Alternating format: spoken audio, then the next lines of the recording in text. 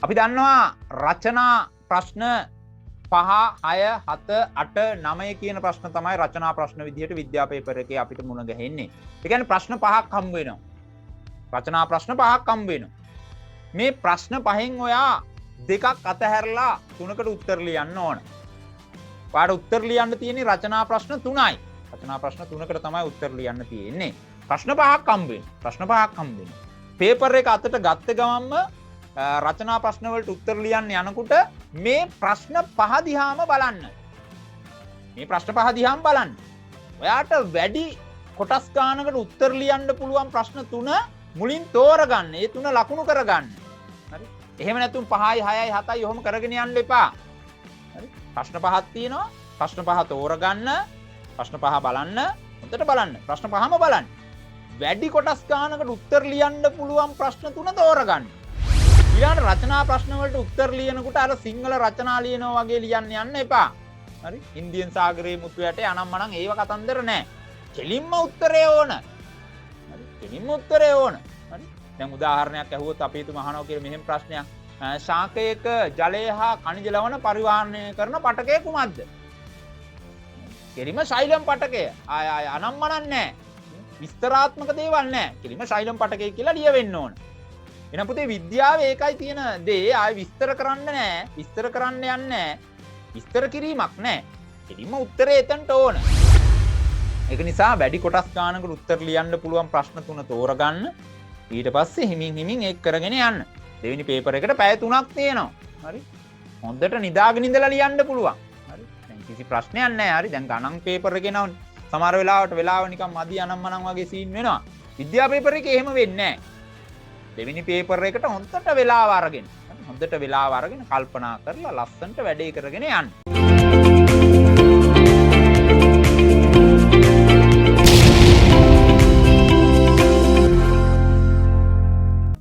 මේ පේපර් එක ගැන සාකච්ඡා කරවුවොත් මේ පේපර් එක දැන් 2015 ඉඳලා මේ දක්වා තිබ්බ පේපර් ටික අධ්‍යයනය කරාම නිකන් අහයි කියලා හිතෙන ප්‍රශ්න ටිකක් තියෙන තැනක්. ඒ කියන්නේ අහයි කියන විෂය කරුණු තියෙන පේපර් එකක් මේක.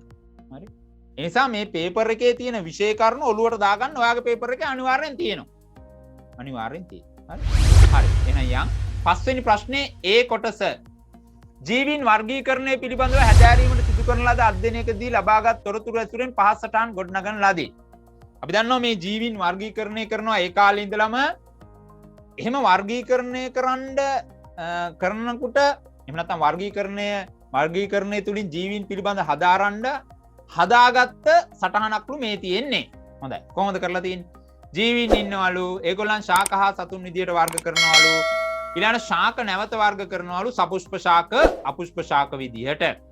ඊළඟ සපුෂ්ප ශාක නැවත වර්ග කරනවලු A සහ B විදියට. A කියන්නේ මුදුන් මුලක් තියනවලු, B කියන්නේ මුදුන් මුලක් නැල්ලු. අපි දන්නවා ශාක වර්ගීකරණය. ශාක වර්ගීකරණය කොහොමද පුතේ අපි කරේ? ශාක අපිට වර්ග කරන්න පුළුවන් මේ ලෝකේ තියෙන ශාක සපුෂ්ප ශාක, අපුෂ්ප ශාක කියලා.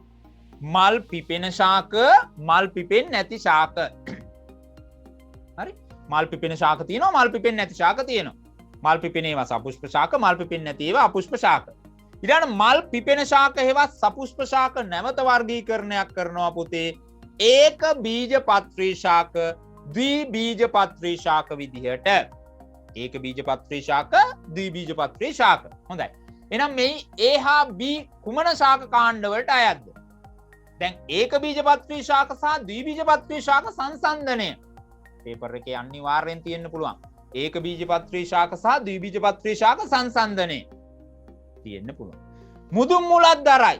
මුදුන් මුලක් තියෙන්නේ ද්විබීජපත්‍රී ශාක වලට. බීජේ පියලි දෙකක් තියෙන ශාක වලට තමයි මුදුන් මුලක් තියෙන්නේ. මුදුන් මුලක් නැත්තේ ඒක බීජපත්‍රී ශාක වලට. එහෙනම් මෙතන පිළිතුර මොකද්ද පුතේ? A සමානයි ඒක බීජපත්‍රී නෙවෙයි ද්විබීජපත්‍රී. B සමානයි ඒක බීජපත්‍රී කියලා එන්න ඕන. මෙන්න සංසන්දනය මුන් දෙන්නගේ මාර වැදගත් පේපර් එකේ තියෙන්න පුළුවන් මේක. මේ බලන්න මෙන්න ඒක බීජපත්‍රී ශාක. බීජේ එක් බීජපත්‍රයක් හටගනි. ද්විබීජපත්‍රී ශාක. බීජ බීජපත්‍ර දෙකයි. ඒ කියන්නේ ඇටයක් ගත්තොත් ඇටේ තියෙන බීජපත්‍ර එකයි. හරි? කොස් ඇටයක් ගන්නකො. ඒක ද්විබීජපත්‍රී ශාකය. ද්විබීජපත්‍රී ශාකය. දැන් ගන්නකො මොකද්ද V ඇටයක්. ඒක ඒක බීජපත්‍රී. බීජපත්‍ර තියෙන්නේ එකයි. එහෙනම් මේගොල්ලන්ගේ දෙකයි මේගොල්ලන්ගේ එකයි. දැන් කඳ අතු බෙදෙනවද? ඒක බීජපත්‍රී නෑ. ද්විබීජපත්‍රී කඳ අතු බෙදෙනවා. අතු හොඳට බෙදෙනවා. අතු හොඳට බෙදෙනවා. ඒක තමයි නියම ලක්ෂණය මේ බාහිරින් බලලා ද්විබීජපත්‍රී ඒක බීජපත්‍රී හඳුනා ගන්න තියෙන්නේ. ඊළඟ මුදුන් මුලක් තියෙන්නේ නැහැ. ඒක බීජපත්‍රී තන්තු මූල පද්ධතියක් තියෙන්නේ. ද්විබීජපත්‍රී කට්ටියට මුදුන් මුලක් තියෙනවා. පත්‍ර දිහා බැලුවොත් සමාන්තර නාරටි වින්‍යාසයක් තියෙන්නේ ඒක බීජපත්‍රී ශාක වලට. පත්‍රවල ද්විබීජපත්‍රී කට්ටියක තියෙන්නේ ජාලාභ නාරටි වින්‍යාසයක්.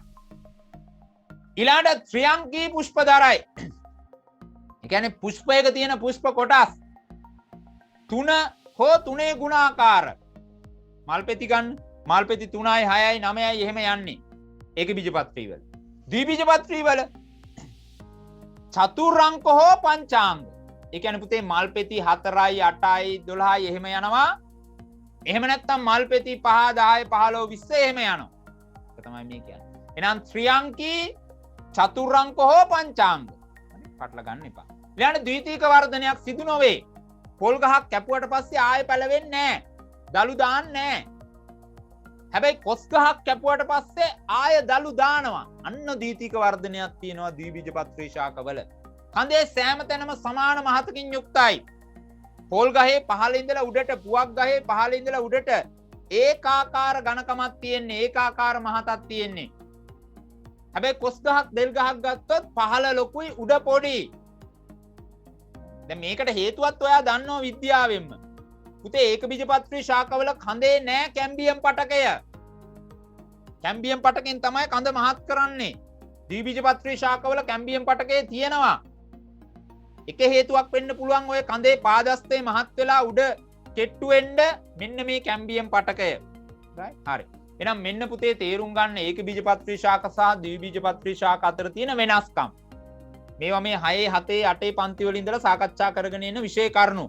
ඉතින් O level වලටත් ඔය දානවා. ඕවා දානවා. ඒ නිසා මේක හොඳට සෙට් වෙලා යන්න. මේක හොඳට සෙට් වෙලා යන්න. හරි. මෙම කාණ්ඩ දෙකට අයත් පුෂ්පවල දැකිය හැකි වෙනස්කම් මොනවාද? මම මේ පිළිබඳව පැහැදිලි කරා පුතේ ඔයාට. එහෙනම් ඒක බීජපත්‍රී ශාකවල තියෙන්නේ ත්‍රිඅංකී පුෂ්ප. ත්‍රිඅංකී පුෂ්ප. ඒ කියන්නේ මල්පෙති 3ක් හෝ 3 ගුණාකාර. ද්විබීජපත්‍රී ශාකවල චතුරාංක හෝ පංචාංග. මල්පෙති 4ක්. එහෙම නැත්නම් 4 ගුණාකාර. එහෙම නැත්නම් මල්පෙති 5ක්. එහෙම නැත්නම් 5 ගුණාකාර. දැන් ගන්නකො අපේ මේ ආදර්ශ මලක් ගන්න මොකද්ද වදමල? මල්පෙති 5යිනේ තියෙන්නේ. සාමාන්‍ය වදමල මල්පෙති 5යි. ඒ කියන්නේ පංචාංග. ඒ කියන්නේ ද්විබීජපත්‍රී ශාක වෙනවා. හොඳයි. එහෙනම් මෙම කාණ්ඩ දෙකට අයත් පුෂ්පවල දැකිය හැකි වෙනස්කම් මොනවාද? ඒක බීජපත්‍රී ශාකවල මල්පෙති 3ක් හෝ 3 ගුණාකාර තියෙන්නේ. එහෙම නැත්නම් ත්‍රිඅංකී පුෂ්ප දරනවා. ද්විබීජපත්‍රී ශාකවල මල්පෙති 4ක් හෝ 5ක් තියෙනවා. එහෙම නැත්නම් ඒ වගේ ගුණාකාර දරනවා. ඒකේ අදහස චතුරාංක හෝ පංචාංග පුෂ්ප දරනවා. පුෂ්ප දරනවා. එහෙනම් ඔන්න ඔය වෙනස්කම හදලා ඔයාගේ භාෂාවෙන් ලිව්වනම් උත්තරේ හරියනවා. ස්වාභාවික වර්ගීකරණයෙන් අයත් වන වාසියක් ලියන්න. දැන් මේ ජීවීන් වර්ගීකරණය කරන්න පුළුවන් ආකාර දෙකකට. එකක් ස්වාභාවික වර්ගීකරණය, අනිත් එක කෘත්‍රිම වර්ගීකරණය. ස්වාභාවික වර්ගීකරණයයි කෘත්‍රිම වර්ගීකරණය. ස්වාභාවික වර්ගීකරණය තමයි පිළිගන්න සහ හොඳ එක. හොඳ එක. මේක අපිට පොඩි වාසි කීපයක් එනවා. මොකද්ද? එකම විශේෂය ජීවීන් අතර ඇති බන්ධුතා හඳුනා ගැනීමට හැකිවීම. එකම විශේෂය. දැන් ඔයයි මායි එකම විශේෂය. හැබැයි අපි අතර වෙනස්කම් තියෙනවා. ඒ වෙනස්කම් අපිට පැහැදිලිව හඳුනා ගන්න පුළුවන් ස්වාභාවික වර්ගීකරණය තුලින්. ස්වාභාවික වර්ගීකරණය තුලින්. වෙනස් ජීවීන් අතර ඇති පරිණාමික බන්ධුතා හඳුනා ගැනීමට හැකිවීම. වෙනස් ජීවීන් අතර අපි සහ කුරුල්ලෝ අතර මොකද්ද තියෙන සම්බන්ධය? නේ? උනුත් අචලතාපි අපිත් අචලතාපි. උන්ගෙත් හෘදේ කුටීර 4යි අපෙත් හෘදේ කුටීර 4යි. අන්න ඔය වගේ සංසන්දනයකට අන්න ඔය වගේ පරිණාමික සම්බන්ධතාවයක් අපිට දැක් ගන්න පුළුවන් වෙන්නේ පුතේ ස්වාභාවික වර්ගීකරණය තුලින් තමයි. ස්වාභාවික වර්ගීකරණය තුලින් තමයි. එහෙනම් එකම විශේෂයේ ජීවීන් අතර බන්ධුතා සම්බන්ධතා හඳුනා ගන්න පුළුවන්. වෙනස් ජීවීන් අතර පරිණාමික බන්ධුතා අපිට හඳුනා ගන්න පුළුවන් ස්වාභාවික වර්ගීකරණය තුලින්. එහෙනම් මේ වාසි දෙකෙන් එකක් ඔතනට ආවනම් උත්තරේ හරියනවා. මේ කෘත්‍රිම වර්ගීකරණය ගැනත් පොඩ්ඩක් කියන්නම්. ඉස්සර කට්ටිය මේ වර්ගීකරණයනොත් ජීවීන් වර්ගීකරණය කරා. එහිදී පුතේ ජීවීන්ගේ බාහිර ලක්ෂණ හා වාසස්ථාන වගේ දේවල් තමයි සලකලා බලන්නේ. ඒක හොඳ නැති එකක්. ඒ කියන්නේ බාහිර ලක්ෂණ බලන. මේ පාද තියනවද පාද නැද්ද? පිහාටු තියනවද පිහාටු නැද්ද? ඒ වගේ. ඊළඟට ඉන්න තැන් බලනවා. ගොඩබිමේද ඉන්නේ වතුරේද ඉන්නේ වායෝ පරිසරයේද කොහෙද ඉන්න තැන් ඒ වගේ දේවල්. දැන් මේ බලන්න ශාක අපිට ඕනනම් කෘත්‍රිම වර්ගීකරණයකට දාන්න පුළුවන්. විසිතුරු ශාක, ඖෂධීය ශාක, විෂසහිත ශාක. දැන් කොහොමද විෂසහිත ශාකයක් තෝරගන්නේ? විෂසහිත ශාකයක් ඖෂධීය ශාකයක් වෙන්න බැරිද? විෂසහිත ශාකයක් විසිතුරු ශාකයක් වෙන්න බැරිද? අන්න ගැටලු වෙන්නේ. පියාපත් සහිත සතුන්, පියාපත් රහිත සතුන් කියලා සතුන් වර්ග කරනවා. ඒතර මදුරුවයි, වවුලයි, ගිරවයි තුන්දෙනාම එකට එනවා. ඒතර ඔයා දන්නවා මුන් තුන්දෙනා වර්ග තුනක්. ආත්‍රපෝඩාව ඉන්නවා, එතන ශීරපායින් ඉන්නවා, නේද? පක්ෂීන් ඉන්නවා. අවුල්නේ. එහෙනම් මේක ඒ තරම් ගැලපෙන්නේ නැහැ. මතක තියාගන්න. හොඳයි. ඊළඟ එක. ස්ලයිඩින් ශ්වාන් හා රැඩොල්ෆ් විසින් ඉදිරිපත් කරන ලද සෛලවාදයෙන් කියවෙන කරුණු දෙකක් ලියන්න. අපි දන්නවා මේ ජීවයේ ව්‍යුහමය ඒකකය, එහෙම නැත්නම් කෘත්‍රිම ඒකකයේ සෛලය, එහෙම නැත්නම් අපිව ජීවීන් ගොඩනගින්නේ සෛල වලින්. ජීවියෙක් ගොඩනගින්න නම් එක සෛලයක් හරි ඕන. ඔන්න ඔය කියන කරුණු ටික දාලා මෙන්න මේ තුන්දෙනා සෛලය සම්බන්ධව වාදයක් ඉදිරිපත් කරා. සෛලවාදයේ කරුණු තුනක් ඉදිරිපත් වෙනවා පුතේ. මේ තියෙන්නේ සෛලවාදයේන කරුණු තුන. ජීවයේ ව්‍යුහමය මෙන්ම කෘත්‍රිම ඒකකයේ සෛලයයි. ජීවයේ ව්‍යුහමය ඒ වගේම කෘත්‍රිම ඒකකය සෛලය වෙනවා. සියලුම ජීවීන් සෑදී ඇත්තේ එක් සෛලයකින් හෝ සෛල වලින්. අඩුම තරමේ ජීවියෙක් වෙන්න නම් එක සෛලයක්වත් තියෙන්න ඕන. ඔය වෛරස් වලට ජීවියෙක් වෙන්න බැරි වෙන්න එක හේතුවක් තමයි සෛලයක්වත් නැහැ. මේ සෛලීය සංවිධානයක් නැහැ. එක සෛලයක්වත් නැහැ. ඒ නිසානේ ඌ නිකන් අජීවී පැත්තට යොමු කරන්නේ අපි. හොඳයි. එහෙනම් සියලුම ජීවීන් සෑදී ඇත්තේ එක් සෛලයකින් හෝ සෛල ගොඩකින්. එකක් තියෙනවා නම් ඒක සෛලිකයි, ගොඩක් තියෙනවා නම් බහු සෛලිකයෝ කියලා කියනවා. නව සෛල ඇතිවන්නේ කලින් පැවති සෛල වලින්. අලුතෙන් සෛලයක් ඇති වෙන්න ඕන නම් කලින් තියෙන එකකින් තමයි නව සෛලයක් වෙන්නේ. හරි. ඕක සෛලේ නව සෛල ඇති වෙන එකට අපි කියන්නේ කලින් තියෙන සෛල වලින් නව සෛල ඇති වෙන එකට කියන්නේ සෛල විභාජනයනේ. එහෙනම් සෛල විභාජනයක් සිද්ධ වෙන්නේ කලින් පැවති සෛල වලින්මයි. මෙන්න මේක තමයි සෛලවාදයෙන් ඉදිරිපත් වෙන කරුණු වෙන්නේ. සෛලවාදයේ මෙන්න මේ තුන්දෙනෙක් විසින් ඉදිරිපත් කරා ස්ලයිඩින්, ශ්වාන් හා රැඩොල්ෆ් කියන තුන්දෙනා විසින්. සෛලවාදයේ කරුණු තුනයි. ජීවයේ ව්‍යුහමය හා කෘත්‍රිම ඒකකයේ සෛලයයි. සියලුම ජීවීන් තැන්ලා තියෙන එක සෛලයකින් හරි සෛල ගොඩකින් හරි. ඒ කියන්නේ ඒක සෛලික හෝ බහු සෛලික වෙන්න පුළුවන් කියන එක. නව සෛල ඇති වෙන්නේ කලින් පැවති සෛල වලින්. හොඳයි. එහෙනම් මෙතනට පිළිතුර වෙන්න ඕන මේ කරුණු තුنين දෙකක්. මේ කරුණු තුنين දෙකක්. හොඳයි. 11 ශ්‍රේණියේ පළවෙනි පාඩම පටක. පටකනේ පළවෙනි පාඩම. මේ පටක පාඩමේ ශාක පටක ගැන සාකච්ඡා කරනවා, සත්ව පටක ගැන සාකච්ඡා කරනවා. හරි. පේපර් එකේ අනිවාර්යයෙන්ම ශාක පටක පිළිබඳ ප්‍රශ්නයක් තියෙනවාමයි. පේපර් එකේ කොතනද දන්නේ නැහැ, කොතන හරි තියෙනවා. කොතන හරි තියෙනවා. එහෙනම් මෙන්න ශාක පටක වර්ගීකරණය. දන්නේ නැත්නම් දැන් හරියට ඉගෙන ගන්න. මේ තියෙන ශාක පටක වර්ගීකරණය. ශාක පටක ප්‍රධාන දෙකයි. පුතේ විභාජක පටක, ස්ථිර පටක. විභාජක පටක තියෙනවා, ස්ථිර පටක තියෙනවා. විභාජක පටක කියන්නේ සක්‍රිය ලෙස අනුනන විභාජනයට ලක් කරමින් නව සෛල ඇති කරන පටකවලට. විභාජක පටක. ස්ථිර පටකවලදී සෛල විභාජනයක් සිද්ධ වෙන්නේ නැහැ. හරි? තවදුරටත් සෛල විභාජනයක් සිද්ධ වෙන්නේ නැහැ. ස්ථිරයි. පටකේ සෛල ආයේ තවදුරටත් අලුතෙන් සෛල හද ඉන්නේ නැහැ. හොඳයි. විභාජක පටක ආකාර තුනයි. අග්‍රස්ත විභාජකය, පාර්ශ්වික විභාජකය, අන්තරස්ත විභාජකය. හරි? විභාජක පටක ಜಾති තුනයි. අග්‍රස්ත විභාජකය, පාර්ශ්වික විභාජකය, අන්තරස්ත විභාජකය. හරි? ඊළඟ ස්ථිර පටක ಜಾති දෙකක් තියෙනවා. සරල ස්ථිර පටක, සංකීර්ණ ස්ථිර පටක. දැන් මේ ස්ථිර පටක වෙන් වෙන්නේ පුතේ එක සෛල ಜಾතියක් තියෙනවා නම් පටකේ සරල ස්ථිර පටක.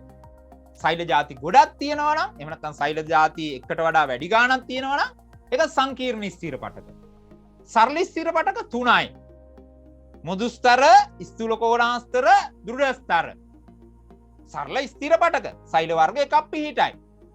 සංකීර්ණ ස්ථිර පටක 2යි, ශෛලමයයි, ප්ලෝයමයයි. ශෛලම් පටකේ, ප්ලෝයම් පටකේ සෛල වර්ග එකට වඩා වැඩි ගණනක් තියෙනවා. ඒ නිසා තමයි ඒගොල්ලන් සංකීර්ණ ස්ථිර පටක යටතේ වර්ගීකරණය වෙන්නේ. එහෙනම් මෙන්න මේ වර්ගීකරණය වඩා හොඳින් බලාගෙන යන්න විභාගයට. හරි? හරි. දැන් අපේ ප්‍රශ්නෙට සෛල කීපයක් එකතු වී පටකයක් හැදේ. ඔව්. පොදු සම්භවයක් තියෙනවා. මේ එකම වර්ගයේ සෛල හෝ වෙනස් වර්ගවල සෛල එකතු වෙලා යම් නිශ්චිත කෘත්‍යයක් සඳහා හැඩ ගැහිලා තියෙනවා පටකයක්. පටකයක් නම් සෛල වර්ග ගොඩක් තියෙනවා. සෛල වර්ග නෙමෙයි. සෛල ගොඩක් තියෙනවා. සෛල වර්ග ගොඩක් තියෙන්නත් පුළුවන්. සෛල ගොඩක් තියෙනවා. හරි? සෛල ගොඩක් තියෙනවා. සෛල ගොනුවක් පටකයක් කියලා කියන්නේ. යම් නිශ්චිත කෘත්‍යයකට හැඩ ගැහිලා තියෙනවා. පොදු සම්භවයක් තියෙනවා. හරි. එහෙනම් සෛල කීපයක් එකතු වී පටකයක් සෑදේ. ශාකවල දැකිය හැකි පටක වර්ග දෙකක් රූප සටහනින් පහත දැක්වේ. හොඳයි. ශාක පටක දෙකක්ලු මේ තියෙන්නේ. හරි. මීට වැඩිය හොඳ පැහැදිලි රූප දෙනවා නම් විභාගයට දෙනවා. මේ රූප දෙක ඊතරම් පැහැදිලි නෑ. පැහැදිලි රූප දෙනවා විභාගයට බය වෙන්න එපා. හරි. පුතේ මේ තියෙන්නේ මේ A කියලා කියන්නේ ස්ථූල කෝණාස්තර. ඔයාලට පේනවා මේක ටිකක් හොඳින් අධ්‍යයනය කරවුවොත් කොන් ඝන වෙලා තියෙනවා. ස්ථූල කෝණාස්තර. මේ තියෙන්නේ මේ ස්ථූල කෝණාස්තර පටකේ. මේන්න මේ විදිහට තමයි හරියට රූපය આવොත් එන්න ඕන. හරි. ඊළඟට B කියලා කියන්නේ දෘಢස්තර. සම්පූර්ණයෙන් සෛල බිත්ති ඝන වෙලා තියෙනවා. සෛල බිත්ති ඝන වෙලා තියෙනවා. මේ තියෙන නියම රූපේ. මේ තියෙන දෘঢ়ස්තර. මැද කුහරයක් හදලා සෛල බිත්ති හොඳට සම්පූර්ණයෙන් ලිග්නින් වලින් එහෙම නැත්නම් සෙලියුලෝස් වලින් ඝන වෙලා තියෙනවා. මුදුස්තර පටකේ අන්තර්ශෛලීය වාතාවකාශ තියෙනවා. සමාකාර සෛල, සමවිස්කම්බික සෛල. සමවිස්කම්බික එක වගේ බෝල තියෙනවා. මේ හිඩැස් තියෙනවා. මුන් දෙන්නගේ හිඩැස් නැහැ. මුන් දෙන්නගේ වෙනස මොකක්ද කියලා බැලුවොත් මෙයාගේ කොන් ඝන වෙලා තියෙනවා. ශීර්ෂ ඝන වෙලා තියෙනවා. මෙයාගේ සෛල බිත්තියම ඝන වෙලා තියෙනවා. දෘಢස්තර පටක. එහෙනම් මෙතන පිළිතුර A ස්ථූල කෝණාස්තර, B දෘಢස්තර. මෙන්න ස්ථූල කෝණාස්තර පටකයේ ලක්ෂණ. මේවා සජීවී සෛල. ස්ථූල කෝණාස්තර කියන්නේ ලයිව් සෙල්, සජීවී සෛල. සෛල තුල සෛල ප්ලාස්මය න්‍යෂ්ටියා මධ්‍ය රික්තකේ පවතී. සාමාන්‍ය විදියට සෛල ප්ලාස්මය න්‍යෂ්ටිය මධ්‍ය රික්තක තියෙනවා. හරි. සාමාන්‍යයෙන් දිගැටි සෛල හරස්කඩ බහුවස්ත්‍රාකාරයි. හරස්කඩ බහුවස්ත්‍රාකාරයි. දිගටි සෛල. මෙන්න වැදගත්ම එක, මේක තමයි වැදගත්ම ලක්ෂණය වෙන්නේ. සෛල බිත්තිවල ශීර්ෂ සෙලියුලෝස් වලින් ඝන වෙලා තියෙනවා. සෙලියුලෝස් වලින් ඝන වෙලා තියෙනවා. සෛල බිත්ති විෂමාකාරව ඝන වී ඇත. නැත්නම් සෛල බිත්ති අපි කියනවා විෂමාකාරව ඝන වෙලා තියෙන. ඒකාකාරව නැතු විෂමාකාරව. ශීර්ෂ ඝන වෙලා, කොන් ඝන වෙලා. හරි. අන්තර්ශෛලීය අවකාශ තියෙන්නත් පුළුවන්, නොතිබෙන්නත් පුළුවන්. ඒ කියන්නේ සෛල අතර හිඩැස් බොහෝ විට නෑ. හැබැයි තියෙන්නත් පුළුවන්. තියෙන්නත් පුළුවන්. හරි. දෘಢස්තර පටකයේ ගත්තොත් එහෙම අජීවී. හරි. දෘಢස්තර පටකය සරල ස්ථිර පටක වලින් අජීවී පටකය වෙන්නේ දෘಢස්තර. අජීවී. සෛල බිත්තිය අපි දන්නවා සෙලියුලෝස් වලින් ගොඩ නැගෙන්නේ. දැන් දෘಢස්තර පටකයේ සෛල බිත්තිය සෙලියුලෝස් වලට අමතරව ලිග්නින් වලින් ඝන වෙලා තියෙනවා. සම්පූර්ණයෙන් ලිග්නින් වලින් ඝන වෙලා මැද කුහරයක් හදලා තියෙනවා. ඒ කියන්නේ සෛල බිත්ති ඒකාකාරව ඝන වී සෛලවල මැද හිස් කුහරයක් සාදයි. සෛල තදින් ඇහිරී පවතී. එබැවින් අන්තර්ශෛලීය අවකාශ නැහැ. අන්තර්ශෛලීය අවකාශ නම් නැහැ පුතේ. අන්තර්ශෛලීය අවකාශ නම් මේකේ නැහැ. මතක තියාගන්න. හොඳයි. දැන් යම් ප්‍රශ්නෙට. මෙම පටක එලෙස හඳුනා ගැනීමට උපකාරී වන ලක්ෂණයක්. මේ මොකද්ද මේ කියන්නේ? ඒ කියන්නේ ස්ථූල කෝණාස්තර සහ දෘಢස්තර වෙන් කරලා හඳුනා ගන්න තියෙන ලක්ෂණයක්. එහෙනම් අපි අර කියපු ලක්ෂණ වලින් එකක් මේකට දාගන්නයි තියෙන්නේ. ස්ථූල කෝණාස්තර පටකයේ සෛල බිත්ති කොන් ඝන වී ඇත. අරයාගේ එහෙම ඝන වෙලා නැහැ. දෘಢස්තර පටකය බිත්ති ඒකාකාරව ඝන වෙලා තියෙනවා. අනිත් එක ස්ථූල කෝණාස්තර ජීවී, දෘಢස්තර අජීවී. දෘಢස්තර අජීවී. දෘঢ়ස්තර එකේ මැද කුහරයක් හදලා තියෙනවා. අරයාගේ එහෙම කුහරයක් හදලා නැහැ. ඔන්න ඔය කියන ලක්ෂණයක් කිව්වනම් මෙතනට හරියනවා. ඊළඟට 11 ශ්‍රේණියේ පළවෙනි පාඩම ආයෙත් පටක පාඩමේ සත්ත්ව පටක ගැන අපි සාකච්ඡා කරනවා. සත්ත්ව පටකවලදී අපි සාකච්ඡා කරනවා පේශි පටකයේ සම්බන්ධව. පේශි පටකයේ සම්බන්ධව අපි සාකච්ඡා කරනවා. ඔය සත්ව පටකයකින් ප්‍රශ්නයක් දානවා නම් පේපර් එකට බොහෝ විට දාන්නේ පේශි පටකයෙන් තමයි ප්‍රශ්නය දාන්නේ. පේශි පටකයෙන් තමයි ප්‍රශ්නය දාන්නේ. එහෙනම් තේරුම් ගන්න පේශි පටක තුනක් තියෙනවා. මේ චලන දැක්වීම සඳහා තමයි පේශි පටකේ තියෙන්නේ. මේ පේශි පටක තුනක් තියෙනවා. මොනවාද පේශි පටක තුන? සිනිඳු පේශි, කංකාල පේශි, හර්ට් පේශි. පුතේ මේකට මෙන්න මේ රූප සටහන් තුන ඔලුවට දාගන්න. එතකොට මේකෙන් අහන ඕන ප්‍රශ්නයකට ඔයාට උත්තර ලියන්න පුළුවන්. දැන් මේ තියෙන්නේ සිනිඳු පේශි පටකයේ සෛල. තරුකුරූපී හැඩයක් තියෙනවා. දෙපැත්තෙන් උල් වෙලා තියෙනවා. මැද එක න්‍යෂ්ටියක් දරාගෙන ඉන්නවා. හරි? මෙන්න සිනිඳු පේශි පටකයේ සෛල. මැද තියෙන්නේ මොකද්ද? කංකාල පේශි.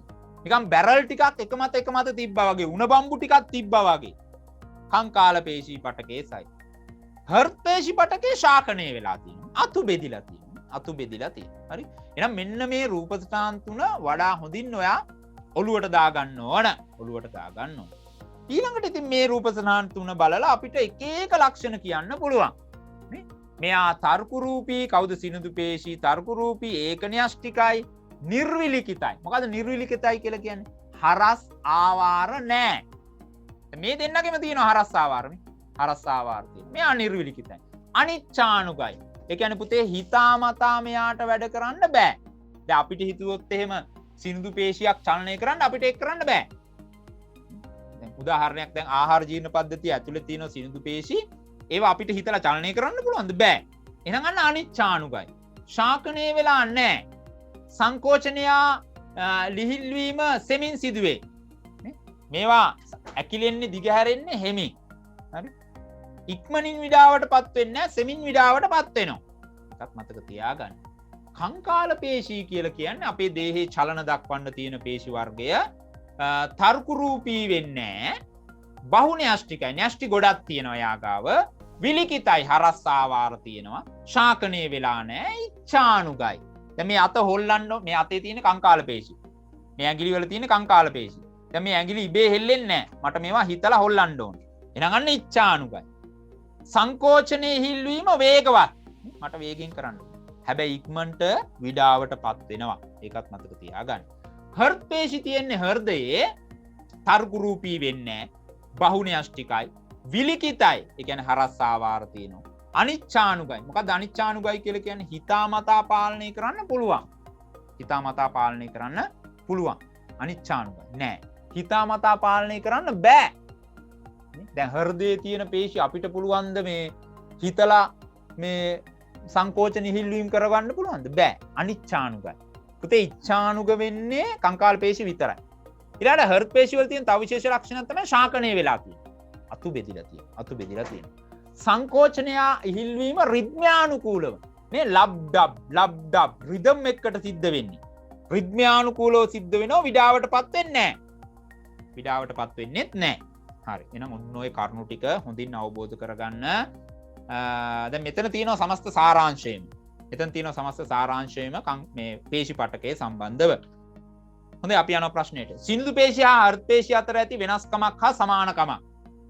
සිනිඳු පේශි හර්ට් පේශි සමානකම අනිච්ඡානුගයි. හිතාමතා පාලනය කරන්න බෑ. අසමානකම හර්ට් පේශි ශාකණය වෙලා තියෙනවා.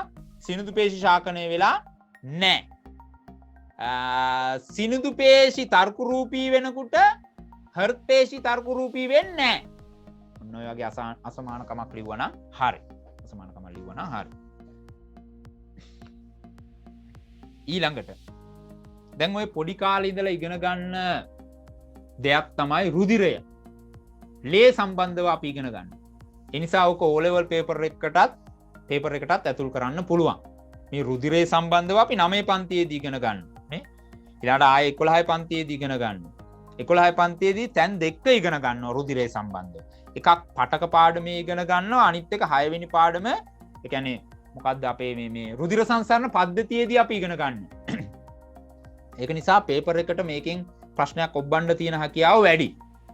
හරි? ඔබ්බන්න තියෙන හැකියාව වැඩි. හොඳයි. පුතේ අපි රුධිරය කියලා කියන්නේ තරලයක්. තරලමේ සම්බන්ධක පටකයක්. රුධිරය කියලා කියන්නේ පුතේ මිශ්‍රණයක්. ඒක සමජාතීය මිශ්‍රණයක් නෙමෙයි. ඒක විෂම ජාතීය මිශ්‍රණයක්. මතක තියාගන්න. රුධිරය කියලා කියන්නේ විසම ජාතියේ මිශ්‍රණයක්. එකේ සංඝටක ප්‍රධානාකාර දෙකක් තියෙනවා. එකක් දේහාණු, අනිත් එක රුධිර ප්ලාස්මය. දේහාණු කියලා කියන්නේ රුධිරයේ තියෙන ඝන කොටස. ප්ලාස්මය කියන්නේ රුධිරයේ තියෙන ද්‍රව කොටස. දේහාණු වර්ග 3යි පුතේ. රතු රුධිරාණු, සුදු රුධිරාණු, පට්ටිකා. සුදු රුධිරාණු නැවත වර්ගීකරණයක් වෙනවා කණිකා තියෙනවද නැද්ද කියන එක මත. කණිකා තියෙනවා නම් කණිකාමය සුදු රුධිරාණු. කණිකා නැත්තම් කණිකාමය නොවන සුදු රුධිරාණු. ඊළඟ කණිකාමය සුදු රුධිරාණු නැවත වර්ග කරනවා නියුට්‍රෝෆීල, ඉයසිනෝෆීල, බේසෝෆීල කියලා. කණිකාමය නොවන සුදු රුධිරාණු නැවත වර්ග කරනවා වසාසෛල, මොනොසයිට කියලා. මෙන්න පුතේ රුධිරය වර්ගීකරණය කරා. හොඳයි. දැන් මේකේ තියෙන දේහාණු වර්ගවල කාර්ය පොඩ්ඩක් බලමු. දේහාණු වර්ග 3යිනේ පුතේ. රතු රුධිරාණු, සුදු රුධිරාණු, රුධිර පට්ටිකා. රතු රුධිරාණු දී අවතල මඩලාකාර හැඩයක් ගන්නවා. ඒ කියන්නේ මැදින් අවතල වෙච්ච හැඩයක් තියෙන්නේ. මෙයාගේ විශේෂත්වය මෙන්න පුතේ න්‍යෂ්ටියක් නැහැ. ඔයාගේ සිලබස් එකේ න්‍යෂ්ටියක් නැති සෛල වර්ග දෙකක් ඔයාට හමු වෙනවා. එකක් තමයි පුතේ මෙන්න මේ රතු රුධිරාණු සෛල. අනිත් එක තමයි සංකීර්ණ ස්ථිර පටකයක් වන ෆ්ලෝයම පටකයේ තියෙන පෙනේර නල සෛල. පෙනේර නල සෛල වලටත් පුතේ න්‍යෂ්ටියක් නැහැ. මතක තියාගන්න කෙටි ප්‍රශ්නයක් ඔතනින් ඔබවන්න පුළුවන්. හරි. ඊළඟ මේගොල්ලන් රතු ඇට මිදුළු වල හට ගන්නවා. රතු ඇට මිදුළු කියලා කියන්නේ අපේ ඇටකටු මැද තියෙන තත්වය. හරි. රතු ඇට මිදුළු වල හට ගන්නවා. මේගොල්ලන්ගේ ආයු කාලය දින 120යි. දින 120කට පස්සේ මේගොල්ලන් විනාශ වෙනවා අක්මාවේදී හා ප්ලීහාවේදී. හරි. මට වැදගත් වෙන්නේ රතු රුධිරාණු වල කාර්යය. රතු රුධිරාණු පුතේ ඔක්සිජන් පරිවහණයට දායක වෙනවා. ඔක්සිජන් පරිවහණයට තමයි දායක වෙන්නේ රතු රුධිරාණු. ඒ ඔක්සිජන් පරිවහණය සඳහා දායක වීම සඳහා හිමොග්ලොබින් කියන වර්ණකය යොදා ගන්නවා. සාමාන්‍යයෙන් ස්ත්‍රියකකට සාපේක්ෂව පිරිමියෙකුගේ රතු රුධිරාණු ප්‍රමාණය වැඩි. එකක් මතක තියාගන්න. හොඳයි. ඊළඟට අපි කියවනේ රතු රුධිරාණු වල කාර්යය ඔක්සිජන් පරිවහණය කියලා. ඔක්සිජන් පරිවහණය සඳහා රතු රුධිරාණු හිමොග්ලොබින් කියන වර්ණකය යොදා ගන්නවා. හිමොග්ලොබින් කියන්නේ වර්ණකයක්. ඒක රතු පාටයි. ඒක ප්‍රෝටීනයක්. හරි. හිමොග්ලොබින් කියන වර්ණකය වර්ණකයක් වන අතර එයා ප්‍රෝටීනයක් වෙනවා. එයා රතු පාට වර්ණකයක්. හොඳයි. ඒ නිසා තමයි රුධිරය රතු පාට වෙලා තියෙන්නේ. රුධිරය රතු පාට වෙලා තියෙන්නේ මෙන්න මේ හිමොග්ලොබින් කියන වර්ණකය නිසා. මොකද සුදු රුධිරාණු අවර්ණයි. සුදු රුධිරාණු අවර්ණ වන නිසා. හොඳයි. සුදු රුධිරාණු අවර්ණයි. ඒක තේරුම් ගන්න. සුදු රුධිරාණු අවර්ණයි. සාමාන්‍යයෙන් සුදු රුධිරාණු එකකට රතු රුධිරාණු 600ක් තියෙනවා. සුදු රුධිරාණු එකයි නම් රතු රුධිරාණු 600ක්. කවුද වැඩි? රතු රුධිරාණු වැඩි. අවර්ණ සෛල මේගොල්ලන්ට සාමාන්‍ය විදිහට න්‍යෂ්ටියක් තියෙනවා. සෛල ප්‍රත්‍යස්තයි. සුදු රුධිරාණු වලට පොඩ්ඩක් ඇදෙන්න පුළුවන් පුතේ. මතක් කරගන්නකො ඇමීබා වගේ තමයි සුදු රුධිරාණු. පොඩ්ඩක් එහාට මෙහාට ඇදෙන්න පුළුවන්. ඉතින් සුදු රුධිරාණු වල ප්‍රධාන කාර්යය විස බීජ භක්ෂණය කිරීම. එහෙම නැත්නම් අපේ ප්‍රශක්තීකරණ පද්ධතිය විදිහට ක්‍රියාත්මක වීම. විස බීජ විනාශ කිරීම, ප්‍රතිදේහ නිපදවීම. ඔන්න ඔය වගේ දේවල් තමයි සුදු රුධිරාණු කරන්නේ. හොඳයි. ප්‍රශ්නයට යන් අපි දැන්. මිනිසාගේ දේහයේ පවතින තරලමය සම්බන්ධක පටකයේ රුධිරයයි. ඔව්. රුධිරයේ ඇති රතු රුධිරාණු හා සුදු රුධිරාණු වලින් කරන කෘත්‍ය බැගින් ලියන්න. රයිට් අපි සාකච්ඡා කරා රතු රුධිරාණු ඔක්සිජන් පරිවහණය කරනකොට සුදු රුධිරාණු රෝගකාරක විනාශ කරනවා. එහෙම නැත්නම් විස බීජ විනාශ කරනවා. එහෙම නැත්නම් විස බීජ භක්ෂණය කරනවා. ඔය ඕන උත්තරයක් අපිට බාර ගන්න පුළුවන්. හරි. ඊළඟ මෙතන නැතත් රුධිර පට්ටිකාවල කාර්ය මතක තියාගන්න. රුධිර පට්ටිකාවල කාර්ය තමයි පුතේ රුධිරයේ කැටි ගැස්සවීම. හොඳයි. ඊළඟට මෙන්න පේපර් එකේ තවත් තියෙන ප්‍රශ්නයක්. හරි. තියෙන ප්‍රශ්නයක්. දැන් මම කිව්වා මේ පේපර් එකේ අද මම සාකච්ඡා කරන දේවල් ගොඩක් ඔයාගේ පේපර් එකේ තියෙන්න පුළුවන් කියලා. මෙන්න ඒ වගේ තව එකක්. මේ බලන්න. දැන් 10 ශ්‍රේණියේ 20 වෙනි පාඩම ප්‍රවේණීය පාඩම. ප්‍රවේණීය පාඩමේ මේ මානව ප්‍රවේණික ආබාධ සම්බන්ධව සාකච්ඡා කරනවා. මේ අපිට ඇතිවෙන්න පුළුවන් ප්‍රවේණික ආබාධ 4ක් අපි කතා කරනවා. ප්‍රවේණික ආබාධ 4ක් කතා කරනවා. ලොකුවට 4ක් කතා කරනවා. ඒ 4 අපි වර්ග කරනවා පුතේ මෙන්න මෙහෙම. මාර වැදගත් නේ. හරි. ලිංග ප්‍රතිබද්ධ ප්‍රවේණිය නිසා ඇතිවන ප්‍රවේණික ආබාධ. ලිංග ප්‍රතිබද්ධ නිලීන ජානයක් නිසා ඇතිවන ප්‍රවේණික ආබාධ. ලිංග ප්‍රතිබද්ධ ප්‍රවේණිය නිසා ඇතිවන ප්‍රවේණිකාබාධ. ඒ කියන්නේ මේ ලිංග වර්ණ දේහවලට ප්‍රතිබද්ධ වෙලා බද්ධ වෙලා නිලීන විදිහට ඇවිල්ලා ලෙඩේ ඇති කරනවා. අපි ඔක්කොම කියන්නේ ලිංග ප්‍රතිබද්ධ නිලීන ජාන නිසා ඇතිවන රෝග. එහෙම රෝග දෙකක් තියෙනවා. එකක් තමයි හිමෝෆීලියාව. අනිත් එක තමයි පුතේ රතු කොළ වර්ණාන්ධතාව. එහෙනම් ලිංග ප්‍රතිබද්ධ නිලීන ජාන නිසා ඇතිවන රෝග දෙකයි. එකක් හිමෝෆීලියාව, අනිත් එක රතු කොළ වර්ණාන්ධතාව. මං කියන්නේ රෝග හතරක් තියෙනවා කියලා. ඉතුරු දෙක මොකක්ද ඇති වෙන්නේ? ජාන විකෘති වීම නිසා. දැන් ලිංග ප්‍රතිබද්ධ නිලීන ජාන නිසා හිමෝෆීලියාවයි වර්ණාන්ධතාවයයි ඇති වෙනවනේ. ඊළඟ දෙක ඇති වෙන්නේ පුතේ ජාන විකෘති වීම නිසා. ජාන විකෘති වීම නිසා ඇතිවන රෝග දෙකයි. එකක් ඇලි බව, අනිත් එක තමයි තැලසීමියාව. තැලසීමියාවයි ඇලි බවයි ඇති වෙන්නේ ජාන විකෘති වෙලා.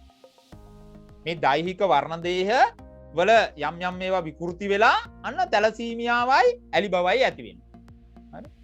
රතු කොළ වර්ණාන්ධතාවයයි හිමෝෆීලියාවයි ඇති වෙන්නේ ලිංග ප්‍රතිබද්ධ නිලීන ජානයක් හේතු කොටගෙන. ඔන්න මම රෝග හතර කිව්වා. රෝග හතර වෙන වෙන විදිහ ඔයාලට කියලා දුන්නා. එහෙනම් මේක හරියට තේරුම් ගන්න විභාගෙට අනිවාර්යෙන් ප්‍රශ්න කරනවා. හොඳයි. දැන් අපේ ප්‍රශ්නෙට යමු. රුධිර පටකය හා සම්බන්ධ එක් ආබාධිත තත්වයක් වන්නේ හිමෝෆීලියාව. හිමෝෆීලියාව කියලා කියන්නේ මේ රුධිරය සම්බන්ධව තියෙන ආබාධී තත්වයක්. වෙන විදිහකට කියනවා නම් මානව ප්‍රවේණික ආබාධයක්. හිමෝෆීලියාව. ලේ නෑයන් අතර විවාහය මෙම තත්ත්වය බහුල වීමට බලපා ඇත. මේ පැහැදිලි කරන්න. දැන් හිමෝෆීලියාව කිව්වේ මොකද්ද? ලිංග ප්‍රතිබද්ධ නිලීන ජානයක් නිසා ඇතිවන එකක්. හිමෝෆීලියාව ඇති වෙන්නේ පිරිමින්ට විතරයි. හරි? මේ කියන්නේ හිමෝෆීලියාව X වර්ණ දේහ මත පිහිටි ලිංග ප්‍රතිබද්ධ නිලීන ජානයක් නිසා පිරිමින්ට පමණක් ඇති වෙයි. පිරිමින්ට පමණක් ඇති වෙයි. මොකද්ද රෝග ලක්ෂණය?